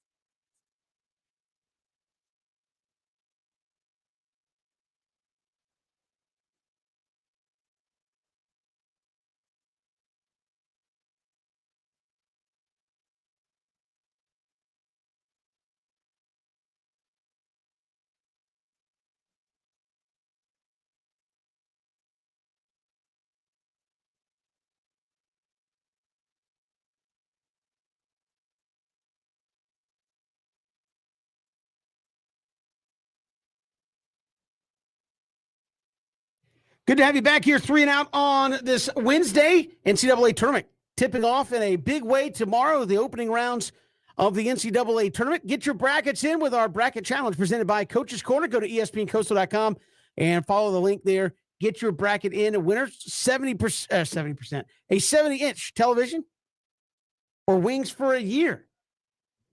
There from Coach's Corner. So some good prizes out there. You can compete and do well in our bracket challenge, but you got to sign up, got to throw your bracket in there. It's free to play. Don't have to do anything other than go to espncoastal.com, click the link, and you are ready to go. Fill out your bracket. Make sure you fill out the complete bracket. Come on. I remember a couple years ago, Ben, somebody was like number 1 in the national bracket, like in all of the country, and they forgot to pick the national championship game. And it was like, ouch. So fill it out. Make sure you fill out all the way. Get in our bracket challenge presented by Coach's Corner. ESPNcoastal.com is where you need to go to get that done. Listen, Kevin, it's sure to go wrong. Mine is sure to go. Mine is sure to go wrong. But these prizes though, 70-inch, Yeah. or Yeah. wings for a whole year. I'm a wing connoisseur. I'm a wing connoisseur. The age-old question: flats or drums? Drums. It's flats. It's flats. Let's not do this. Blue cheese or ranch? It's Cody's over ranch. here asking, why can't we live in a world? No, blue cheese both. or ranch is ranch. It's flats with a ranch. No, you don't need ranch. If you sauce the wings correctly, why would you need to put this is like salad? People who say like salad. Oh, salad, love salad. Then why are you smothering it with ranch dressing if it's so darn good? Same thing with the wings. You don't need to put ranch on it Just if the wings are good. Double fried wings, preferably flats with ranch. Thank you very much. We got more to come. Final hour. Chris Rim, AtlantaFalcons.com. He was at Georgia's Pro Day. What went on there amongst the dogs that were working out? He'll join us final hour. It's 3 and Out on the Southern Pigskin Radio Network. Hit us up on Twitter at Pigskin Radio, streaming live, ESPNcoastal.com.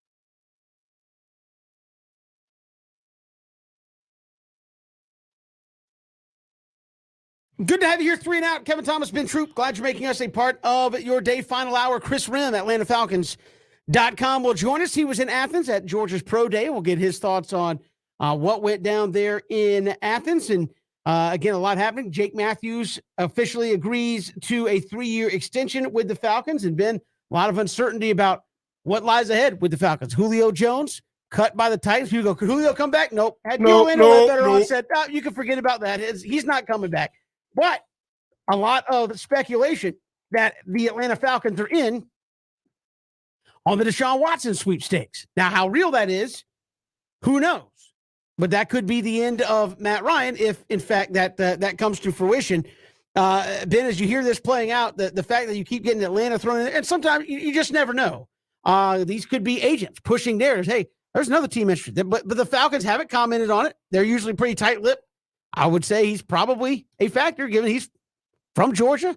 He knows Arthur Blank's, Arthur Blank and his family from, work done building his mom's house. I mean, so there's a relationship there. What chance do you give of that actually happening? If I know people get all worked up. It's like, oh, could there be a big because nothing will get people happy, mad, crying like quarterback changes in the National Football League. I give it a 25% chance. I mean, Terry Fontenot is a guy that spent 18 years in the front office as a general manager for the New Orleans Saints. I mean, he's the reason why Sean Payton was there. He's the reason why, Drew Brees was there and Jeremy Shockey was there and Jimmy Graham was there. And, so he knows how to put a team together. Problem is, he had money to spend, right? Atlanta does not have any money to spend. Now, it's all about the quarterback in the National Football League. You don't think so? The greatest college coach of all time, Nick Saban. The reason why he was back, the reason why he left LSU was to go to Miami. He lost out on the Drew Brees sweepstakes, and that's why he is back. He is back in college right now. Kevin, if Atlanta can get Deshaun Watson, you do it, because people are saying, "What? Oh, everybody's getting ready. Oh, it's all about that 2023 quarterback class with C.J. Stroud and those guys, and so on and so forth." But if you can get Deshaun Watson, because let's face it, because Tom Brady's back in the division, Carolina might have the best team. Tom Brady is the best player. What was Atlanta going to do this year? They wasn't going to do that much, even if you. So if you could get Deshaun Watson, yep, I would say that is there will be 3 things Matty Ice have given you. 4.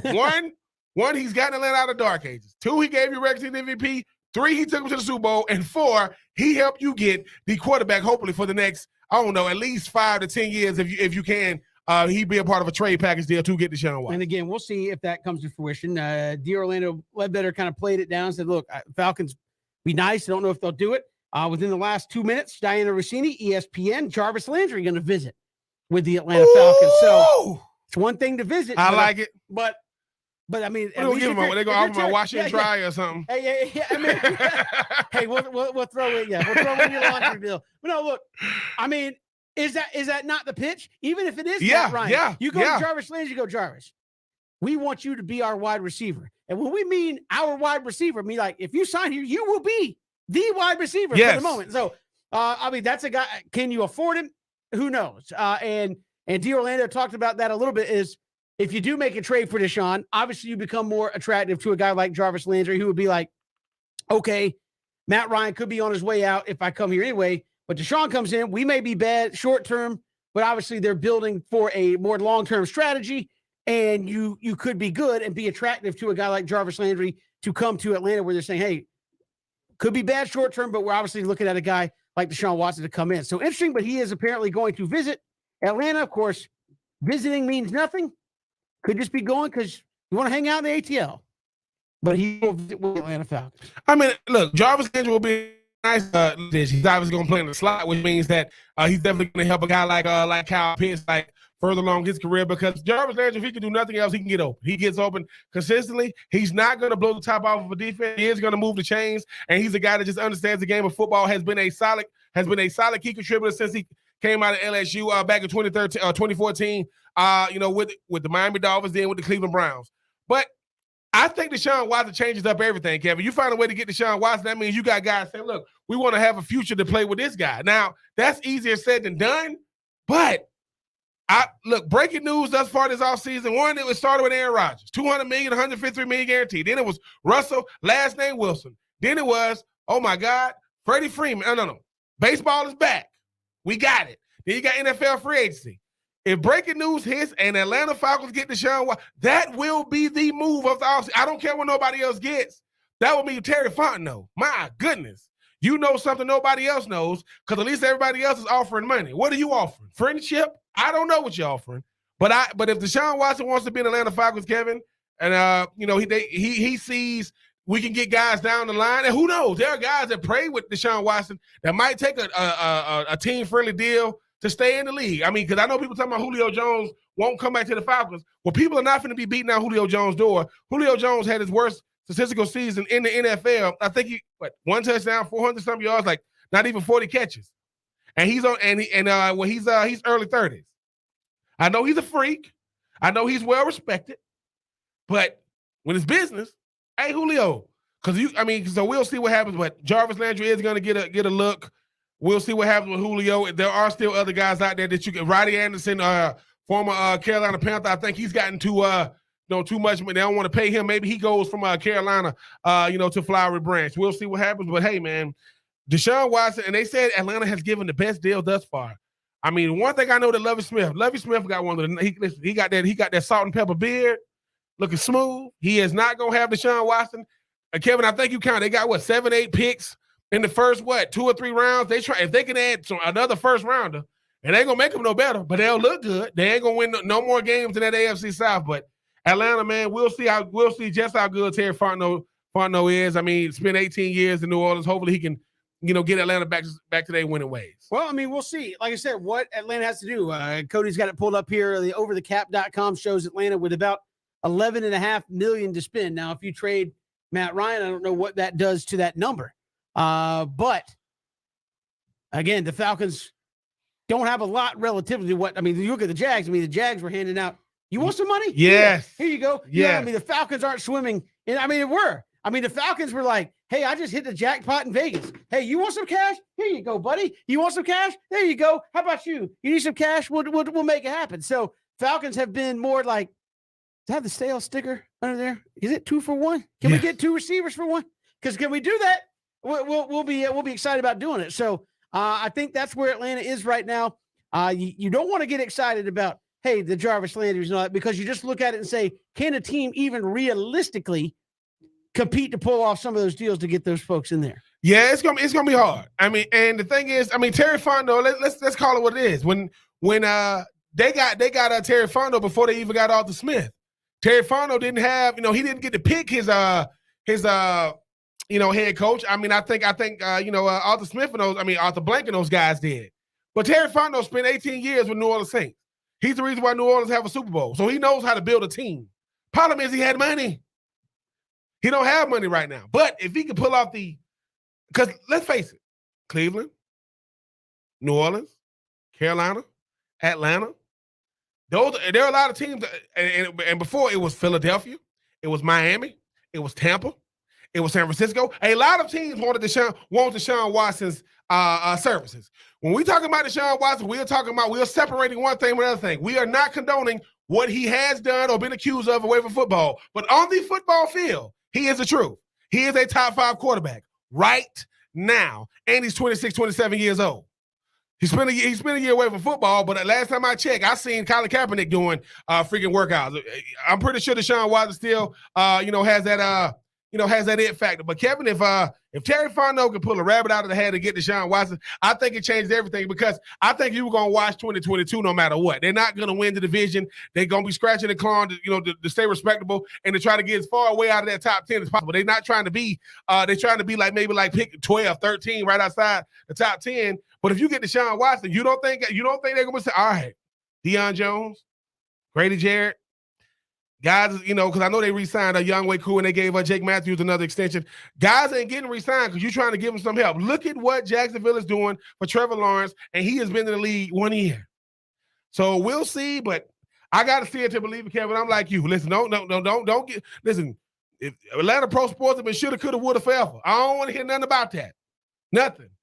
But if they can get it done, to Terry Fontenot, boy, you are GM of the year regardless. Now, if you are in the PR department, get ready. If they get Deshaun, you are going to be working overtime. But I just got to wait to see, Kevin, because I just think that Carolina and New Orleans just pose so much better because they already got rosters that's already put together Kyle Pitts.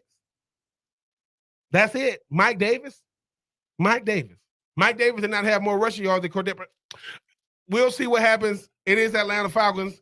We'll see, Kevin, because right now it's much ado about nothing. But if Matty Ice has to leave and it's because of Deshaun, I think we can live with that. But anybody other than that, that'll be hard to swallow. We've got so much to get to here on 3 and Out. It was pro day there in Athens. A lot of Georgia Bulldogs working out for scouts. A lot of folks there to cover that. Chris Rim, AtlantaFalcons.com there to check out. I know a lot of people, Ben, have said there will be some Georgia Bulldogs that would be very attractive to the Atlanta Falcons sitting there in that first round, maybe the second round. Who knows what the heck's going to happen in the next couple of days potentially with Atlanta. Might change how they look at the draft. But Chris Rim going to tell us all about what went down there in Athens at Georgia's Pro Day. Next, it's 3 and Out on the Southern Pigskin Radio Network.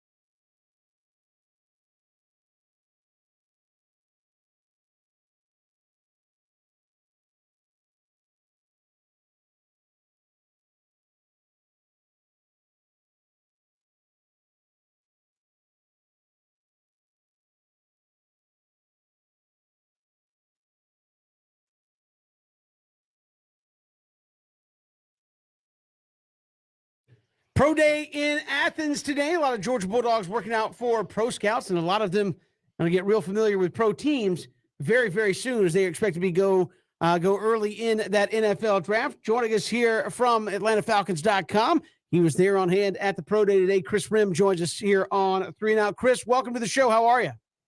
Yeah, thanks for having me, guys. Hey, appreciate you coming on and joining us. What can you tell us? Who stood out today? Good, bad, indifferent there in Athens? Really usual guys, Jordan Davis, obviously, and Trayvon Walker, I think obviously stood out the most just because, when Jordan Davis and Trayvon Walker, whenever they go, you can see the faces of NFL scouts, NFL coaches, their eyebrows raised. There's even some laughs from people who are like, how is this real? Or like, how just kind of people laughing like this is outstanding. Like you see Trayvon Walker doing the kind of the defensive back, or even the drills you would see a linebacker do, the defensive back linebacker transition drills where you open your hips up and he catches there's a ball that's thrown high and he goes up and snacks it like he's a receiver and he's opening his hips but he can put his hand into the ground, so he's moving like a defensive back. He's 6'5", 200 pounds, and obviously Jordan Davis, just making everyone faces change when he goes. But outside of them, Walker stood out a lot. I thought he had a really good day. He looked quick. He looked explosive. He looked ready. I thought, that there was a buzz surrounding him today. There were, oohs and ahs from scouts there when he would go. And Zamir White looked strong too. He looked quick. He looked explosive. He had a burst. I heard a couple of scouts telling him, you did a great job today, and coming to him after. And James Cook looked great too. Nothing bad there. And then George Pickett, he, increased his vertical. George Pickens, sorry. He increased his vertical, 2 inches from the combine, which is great for him.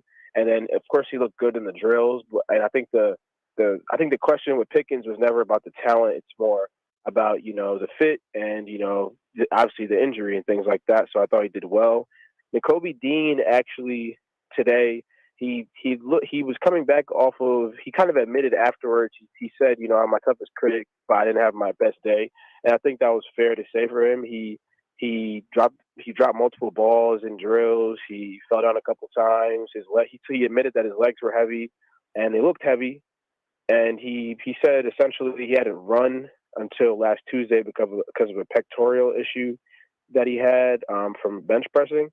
So I thought he struggled today, but again, I think the tape is there for him to show, who he is and what he's done.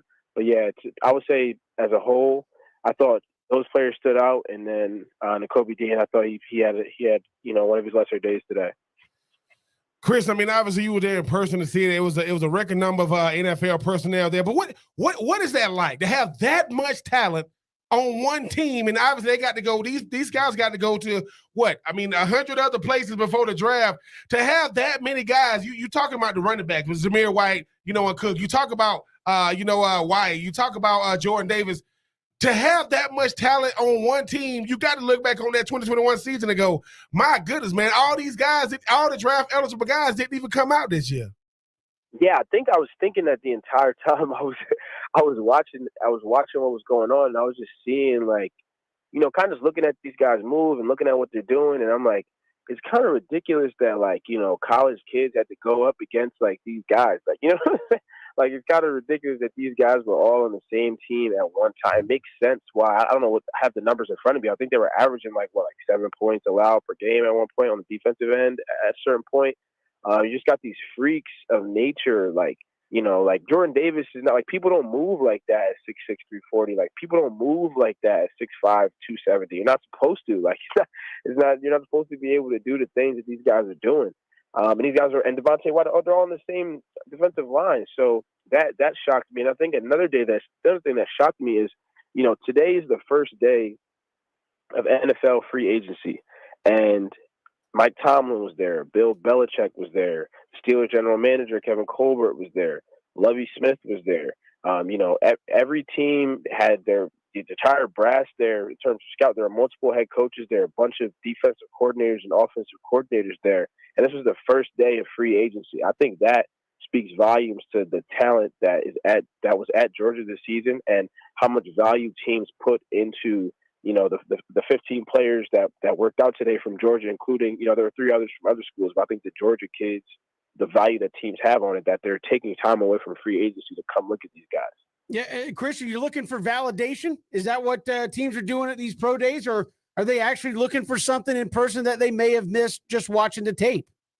Yeah, so I think the pro day process is really about, so, you know, at this point, it's really about talking to the guy. Like I talked about with Pickens earlier, like, or other players earlier. It's, you know, is this guy, this is kind of sounds cliche, but when I talk to scouts, when I talk to, you know, talent evaluators, it's serious because you want to know, you know, does this guy do things the right way? Is he going to be a good team leader? Is this a guy that we need, you know, do we need a babysitter for this guy? Do we need do we need some help around this guy? Do we need to make sure he's in the right situation? I need to meet his parents. So throughout when they're playing during college, you can kind of figure that out a little bit, but not much.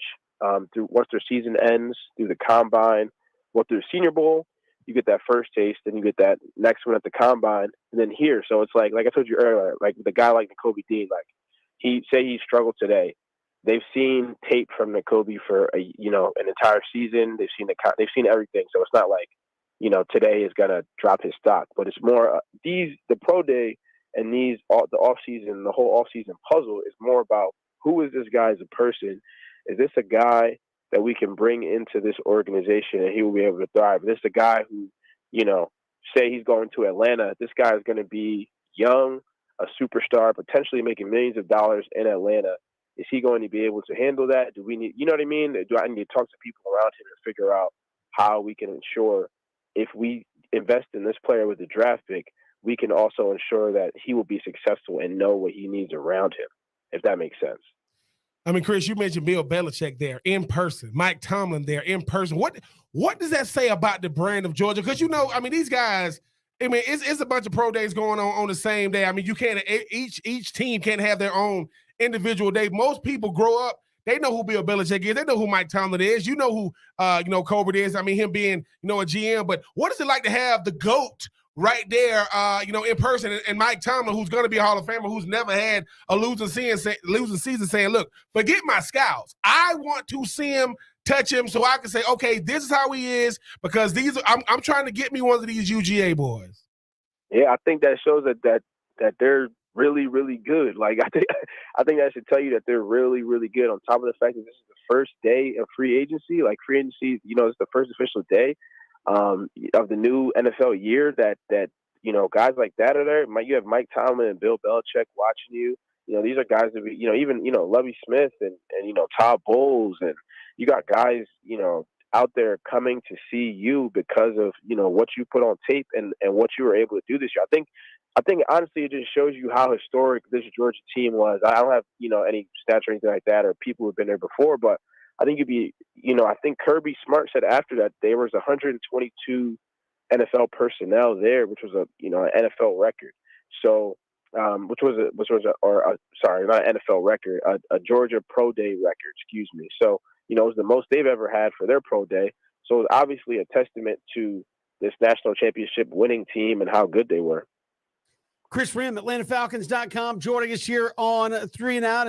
And Chris, obviously the Falcons were a ways away from the draft or so. Obviously, this is the first day of free agency, and moves could still be made. How are the Falcons as far as their big board right now? Is it very fluid, depending on what happens through the rest of this free agency period? Yeah, for sure. I think it definitely matters what happened, and we see, you know, the reports going on today with what might happen, you know, with the quarterback position. So I think there's a lot. I think it's very fluid with the Falcons situation now, because, you know, anything can happen, and the Falcons have needs. Currently, the Falcons have needs, you know, almost everywhere. And, you know, at the wide receiver position, there's just Olamide Dikies, who was tendered, and then Frank Darby, who caught one ball in 2021. And then there are a couple guys who signed to reserve futures contracts, among the many other places that have voice to fill. So I think the Falcons right now, like you said, I think it's fluid. I think they could go anywhere, but obviously what happens in free agency and what happens, in the future with different guys will determine where they go. And Chris, I mean, how different a decision makes. I mean, Tom Brady decided he wants to come back. We really don't know what's going to go on. We really don't know who's going to play the quarterback position for Carolina, New Orleans. I mean, Atlanta at first had the best quarterback in the division. Now they saying, look, we have no receivers, as you just mentioned. We don't have a lot of money to spend. The 2022 rookie class is going to be under the same scrutiny as the 2021 class because they got to be key contributors. Can this Atlanta Falcons team, who don't have many years left with Matty Ice, find a way to compete in 2022, even if a lot of those guys are going to have rookies and second year next attached to their name? Yeah, I think somehow right now it looks bleak, but for some reason I think they will, because I think coming into this season, and y'all might disagree, but coming into this season I felt like it was bleak. I don't think before this season started anyone thought I shouldn't say anyone. I don't think most people thought coming into the 2021 season that the Falcons were going to win 7 games, right? So I think Arthur Smith, Dean Pease, Dave Ragone, Terry Fontenot, they're going to find it. Well, Arthur Smith and Terry Fontenot are going to find a way to build this roster in a way that it works for Arthur Smith to make it work. And I think Arthur Smith, Dean Pease, Dave Ragone, guys like that are going to coach this roster up to make it work. Now, I'm not saying they're going to go out there and be this, unbelievable team, but I think like this season, they may exceed expectations again. Whatever those expectations are, I think we have to wait and see as they fill the roster. But like I said, last year, I just have a feeling that they'll exceed expectations again because we just saw them do that. Chris, how far off do you think the Falcons are from what I guess you would consider Arthur Smith's kind of ideal situation from a personnel standpoint? Yeah, I mean, I'm not completely sure what he's thinking in his mind, but I think you look back at Tennessee and you look at how they won games. It was with, physical receivers, yards after catch guys like an A.J. Brown. You got the physical offensive line. You got a physical back in Derrick Henry. You got, that kind of workhorse back that the Falcons don't really have. And even this year, Russell Gage and obviously Calvin played 5 games. Those guys were obviously, Calvin's, was obviously a great receiver, but Russell Gage, a solid receiver. Olamide was a solid receiver, but they were more of, they're not guys who are going to lower their shoulder and run you over. They're more of guys who are going to make you miss, really elusive, those kind of players. I think maybe getting a guy like that who's a physical receiver, who's, a yards after catch guy, might be a guy that's attractive to an Arthur Smith in his offense, and then maybe grabbing that workhorse running back in the backfield who can carry the weight of the running game. Maybe a guy through the draft like a Kenneth Walker or Breece Hall or someone like that too, who you could get there to help improve that running game that struggled in Atlanta for a while now. And Chris, finally, man, I mean, obviously, going back to that Georgia pro day today. I mean, you got to see Jordan Davis up close and personal. I mean, everybody. I mean, he's the man, the myth, the legend. I mean, you got to walk past him. I mean, is he? I mean, we know he's as good as advertised. Is he as big as advertised? Yeah, he's big. He is as big as advertised for sure. They all are. They all are as big as advertised. It's like the Monstars in Space Jam. That's kind of how they look. Like him and Trayvon Walker. It's like his guy's arms are super long, and then he's super tall, and also he's not skinny. He's muscular. So it's like is Kirby creating these guys in the lab or something? These guys are. But then they move like they're 5'8" or something. So I think it's the real deal in person. It's the same thing as you see, on TV, and it's bigger for sure. Chris Rim, AtlantaFalcons.com, our guest here on 3 and Out. Chris, appreciate the time. Thanks so much. Yeah, appreciate it, y'all. Chris Rim joining us here, and the Falcons obviously there with everybody else at Georgia's Pro Day, and why not? They were the national champions, Ben. They got talent out the wazoo. They got draft picks who are out the wazoo. Why wouldn't you be there in Athens? But Nakobe Dean, I know Christian talked about this on Second Down, did not have a great pro day today. Said, hey, I haven't run in a week because of a pec injury. Why are you running, period? Right? I mean, your defensive player of the year in the SEC, what I mean, if you're not 100%, why not just say, I'll let my tape speak for itself versus going out there and doing it? I know Christian said, hey, he's a linebacker. He's not going to say no. He wants to compete. Well, there's potentially millions of dollars at stake. And as you said when you went to the combine, why would I put millions of dollars at risk if I simply don't do anything versus maybe going out there at 80, 90%? Nicole Dean is going to learn something really, really fast. And the thing about it is this: while you pay people to put you in the best position to help you with your decision making, you got to trust your gut. If you feel as though I'm not 100%, be up there. I mean, I was at the combine back in 2004 when they announced my name to lift. I said I'm not lifting. When they announced my name to run, I said I'm not lifting. I mean, yes, I'm nervous making these decisions, but I got to trust what I've done. I want to be in the most comfortable situation. But I do agree with something Christian said. Your agent's supposed to protect you. Look, man, you know I got a torn pec. You know I got a hurt ankle, man. You know I'm not at my best. If Nakobe Dean tape ain't good enough for him to get drafted, I don't trust scouting. Because if you did not watch, he is the Butkus Award winner. I mean, I was the best linebacker in college football on the best team in college football. And I played with Jordan Davis and Devontae White and those guys. I would like to think the pro day is not going to move him down. No, slots, no. But you at least throw the seed of doubt in somebody's mind going, well, he did run slower than we thought. It could be the torn pec, or it could just be that he ran slower than we thought. I mean, you just don't want to put that seed out there, I think, at the end of the day. I would go back and say, look at every running back I went up against. How many of those guys ran by me? How many times did I miss a tackle? How many games did we give up 0 yards? So I just think that sometimes, Kevin, I do agree.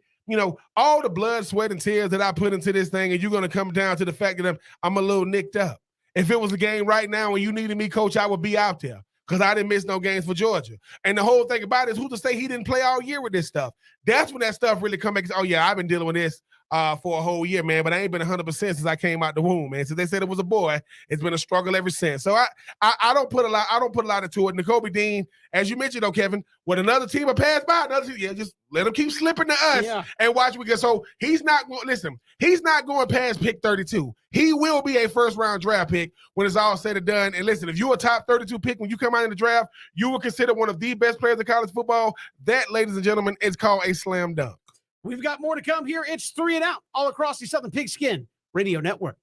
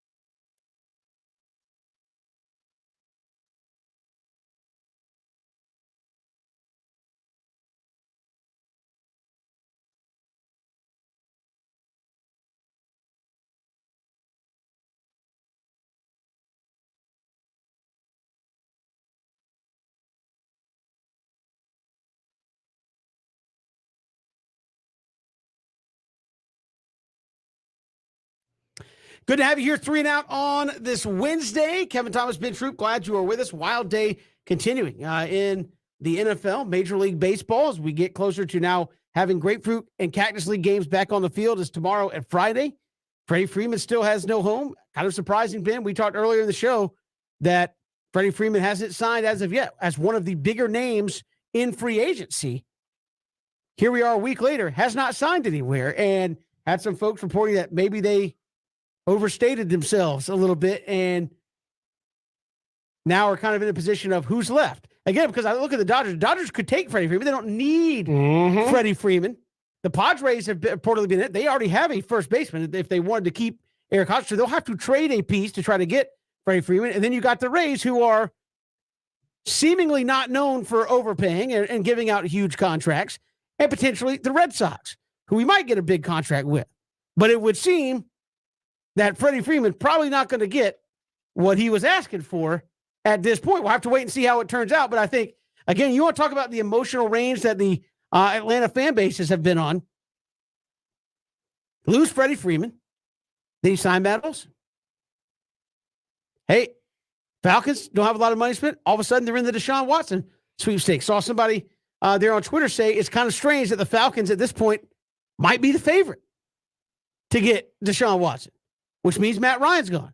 Just roller coaster all over the place. And then I said this, if Freddie Freeman signs somewhere for less potentially than what Matt Olson got from the Braves, like if he signs somewhere for like 5 years, is that you're a lot of Braves fans would be going, wait a minute. Not that we don't love Matt Olson because he's here, but you're telling me you didn't come back to the Braves when they gave you what you asked for, and now you potentially sign for about what the Braves just gave Matt Olson potentially average annual value. Now, I don't know. Maybe he ends up getting $30 million. But if the Braves are paying Matt Olson 22 in the out years and Freddie Freeman signs for 25, 26, I mean, you'd have to think if that's what it ends up being, he would have come back to the Braves for that. And it makes you think, what if? I mean, so interesting things out there. And again, the roller coaster. Freddie Freeman out, you get Matt Olson. Deshaun Watson, are you the front runner? And potentially Matt Ryan on the way out. I mean, it's been a wild week for Atlanta sports fans. Kevin, I think the biggest shocker right now is the Freddie Freeman situation, as you just mentioned. Because let's look at Freddie Freeman's timeline. Was the best player for 5-6 years for the Braves. Chipper Jones moves on. Then you got Freddie Freeman. Okay, you still got a guy that's really, really good, kind of playing in the Chipper Jones footsteps. Chipper Jones shadow. I mean, then here comes Ronald Acuna. Here comes Alex Anthopoulos. Here comes Snit. And next thing you know, they win the division 4 years in a row. They're 4 hours away from going to the World Series, but the Dodgers woke up and the Dodgers go on and win it. You fast forward to 2021, no Ronald Acuna Jr., you add Jock Peterson, you add Soler, you add Rosario. They win the World Series, and the year before that, he gave you the MVP. Freddie Freeman wants to be attached to a big brand. Who's left with the big brand? Red Sox, Dodgers, that's it. So I think if he does sign for less, Kevin, it'll be because that's all he can get now. Not because, because Alex Anthopoulos goes, look, if I was going to give him 135, he thought he was going to get more than that. And sometimes, as great of a player as you are, that's based on where you are. That's not leverage where you're going. Because where you're going has the leverage. Like, we want you to, but what you mean we got to give you? Especially when the Braves have made a move. The Yankees made a move to fill their first base spot. The Blue Jays, who were thought to be in it, have made a corresponding move to shore up their team. So, as you said, some of the landing spots that were out there have obviously moved on and made corresponding moves to shore up their needs. So and Kevin, let's look at this. You talk about the Dodgers. That roster is loaded. They would love to have Freddie Freeman, but now they're going, well, Freddie Freeman, how many World Series did we go to without you? 2, right? Maybe. No, I think we went to 3 without you. We would love to have you, but this roster is, I mean, Mookie, you've seen it. We got some guys making a lot of cheese. Now, we would love to have the first baseman that makes us look good. Gave Clayton Kershaw a 1-year extension. So you want to play or not? Because, Kevin, that's what it's really going to come down to. How bad do you want to be on the roster at this point? Isn't it? And to me, that's going to end up a very, very sad situation for a guy like Freddie. Great dude, man. Great player. 100%, yeah. Great player. But, Kevin, the business of baseball is bigger than any player. It's all about that initial wave. And sometimes they told Freddie, dude, we're going to give you 135. Now, the perception could have been, oh, my God, he's underpaid. But now you're saying, is he? Well, I mean, as you know this, Ben, as the bidders fall out, your price is coming down because there's no urgency to make the best offer to get it done because the Dodgers are sitting there going, at one point there was 4 or 5 other teams in the mix. Now 2, 3 that there may be bidding against, that price is going to come down. So, I mean, I look at it and say, you would have thought he would have been in that first day, 2 or 3 days of signing. Yes. Like, boom, set the market. And then Matt Olson probably really would have got a ridiculous deal. From the Braves. I think, listen, Matt Olson, to me, Kevin, shows you that every day in baseball is 2 things. It's the game on the field and it's evaluating off the field. Every day we're watching the game on the field. We're watching because we got to have contingency plan. What if this guy goes down? What if this guy goes down? Who we got? I mean, who we got in the farm system? Who we got? Who we got down there in AAA? Who we got this? Who we got? Who's the guy that we can trade for? That's what Moneyball, the movie, really shows you, man. They always willing and dealing. But they told. Well, BJ said, man, that's disrespectful. Nope, because the last first baseman got 130. They're giving him 135. When you talk about first baseman, right? I mean, Albert Pujols got people going crazy. Y'all lost your mind. I understand it. And again, you turn around and say Matt Olson, who many people think might be second or third best first baseman in baseball, he got an average annual value about $22 million. Did he just reset the market for first baseman a little bit? And he did it for 8 years, right? And the thing is, too, Kevin, look, Alex Anthopoulos knows this. I got the answer to my bosses. You guys work for them. I have to answer to them. There is most people that work for the Braves don't even know how to I don't know how this group look. They'll send a dude out with a suit on, shake his hand. I think what happens is we be forgetting. Freddie Freed, look, man, you gave us some great years. But you act like we didn't give you Acuna and Ozzie and Austin Riley and Max Fried and Ian Anderson and Rosario and Jock Peterson and Josh Donaldson, and the list goes on and on. The only thing that didn't work was Joey Bats. He did not make it. Sorry, he didn't make it. A lot of the others and Yasiel Puig. I don't even know what the word happened with that too. And this is in spite of the fact that Marcell Ozuna had the situation and didn't even play the whole season. So I just think that at the end of the day, Kevin, the Braves did, listen, I'm going to say this. The Braves did right by Freddie Freed. The same way they did right by Acuna. The same way they did right by Ozzie when they didn't have to. Now Freddie Freed is out there saying, if somebody's willing to give me that money now, who is it? Like, who's left? Blue Jays? They're out. Tampa Bay? Yeah, I think it's down to Tampa Dodgers. He's saying he's either calling the Dodgers or the Boston, saying, "Look, man, what is it going to take to get a deal done? Why? Because now I'm just trying to save face." Well, not even that, but it's like, hey, it's Thursday. If you don't sign in the next few minutes, it'll be Thursday. Spring training games are starting, right? Some of them start a few tomorrow and on Friday. You got 3 weeks. 3 weeks until the start of the season, and that's it. And that's not a lot of time in baseball to go out there and get ramped up. So every day that drags on, that is, you need more time to get ready. I know you're a position player, and you lose, and every day, Kevin, you know this, you're losing leverage every minute. You're losing leverage at Freddie Freed because once again, when somebody says, "Hey, Freddie, man, we love Freddie Freed, right?" Go around the room, but that price tag is and the clock is ticking. And the thing is, they say, "Oh, but they just gave the new pitcher. They just gave new first base for the Braves 168 over 8 years with an option for a ninth." That's saying, "Hey man, like Kevin, if somebody say, hey man, Kevin goes, I want 160. All right, how do you want to get your 160? I wanted it in 6 years, not happening. I can't give it to you in 6. I can give it to you in 8 with an option for a ninth." And then Mrs. Kevin Thomas go, "Boy, if you don't pick your hand up and sign it," because I think sometimes we get caught up in that, right? I want my money. If it takes you a little longer for me to get my money, but I'm going to get it, I can live with this. I got to get it in 6. Why?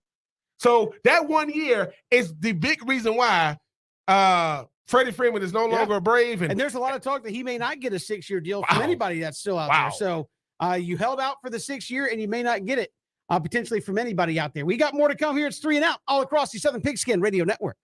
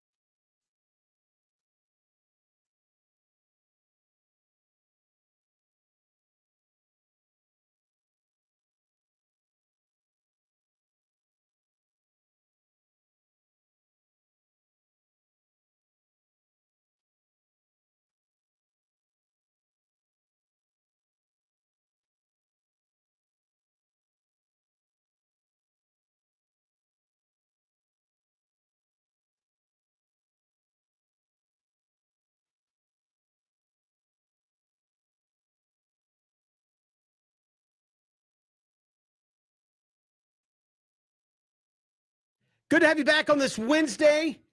Final 2 play-in games coming up tonight, and then tomorrow we will have full coverage of the NCAA tournament games tipping off at high noon, and the madness will be upon us. Don't forget, sign up for our bracket challenge presented by Coach's Corner. Again, go to espncoastal.com, follow the link, fill out your bracket, get involved. Winners get a 70-inch flat screen TV, wings for a year for a winner. So a couple of great prizes there just for being able to have one of the best brackets there in our pool. So go to espncoastal.com, get signed up. All you have to do is get signed up before that first game tips off at noon tomorrow and be a part of the bracket challenge presented by Coach's Corner. So go ahead and do it. We'll know the full field after the 2 play-in games tonight, but you can go ahead and get that bracket filled out and I believe change it up until the first game tips off. So want you to be a part of it, have some fun with us, and get some great prizes there at the end.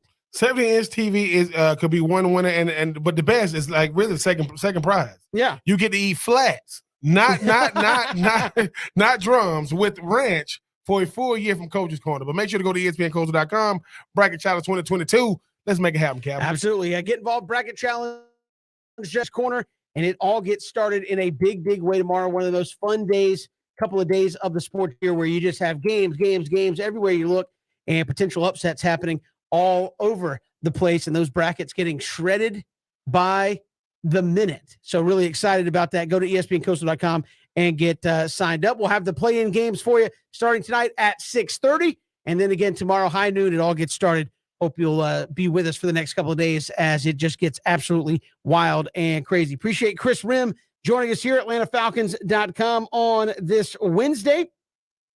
Also, John Shipley, Jaguars Report, Roddy Jones, ACC Network, D. Orlando Ledbetter from the AJC, and David Waters from Gators Breakdown. We'll see you soon after all the basketball here on 3 and Out.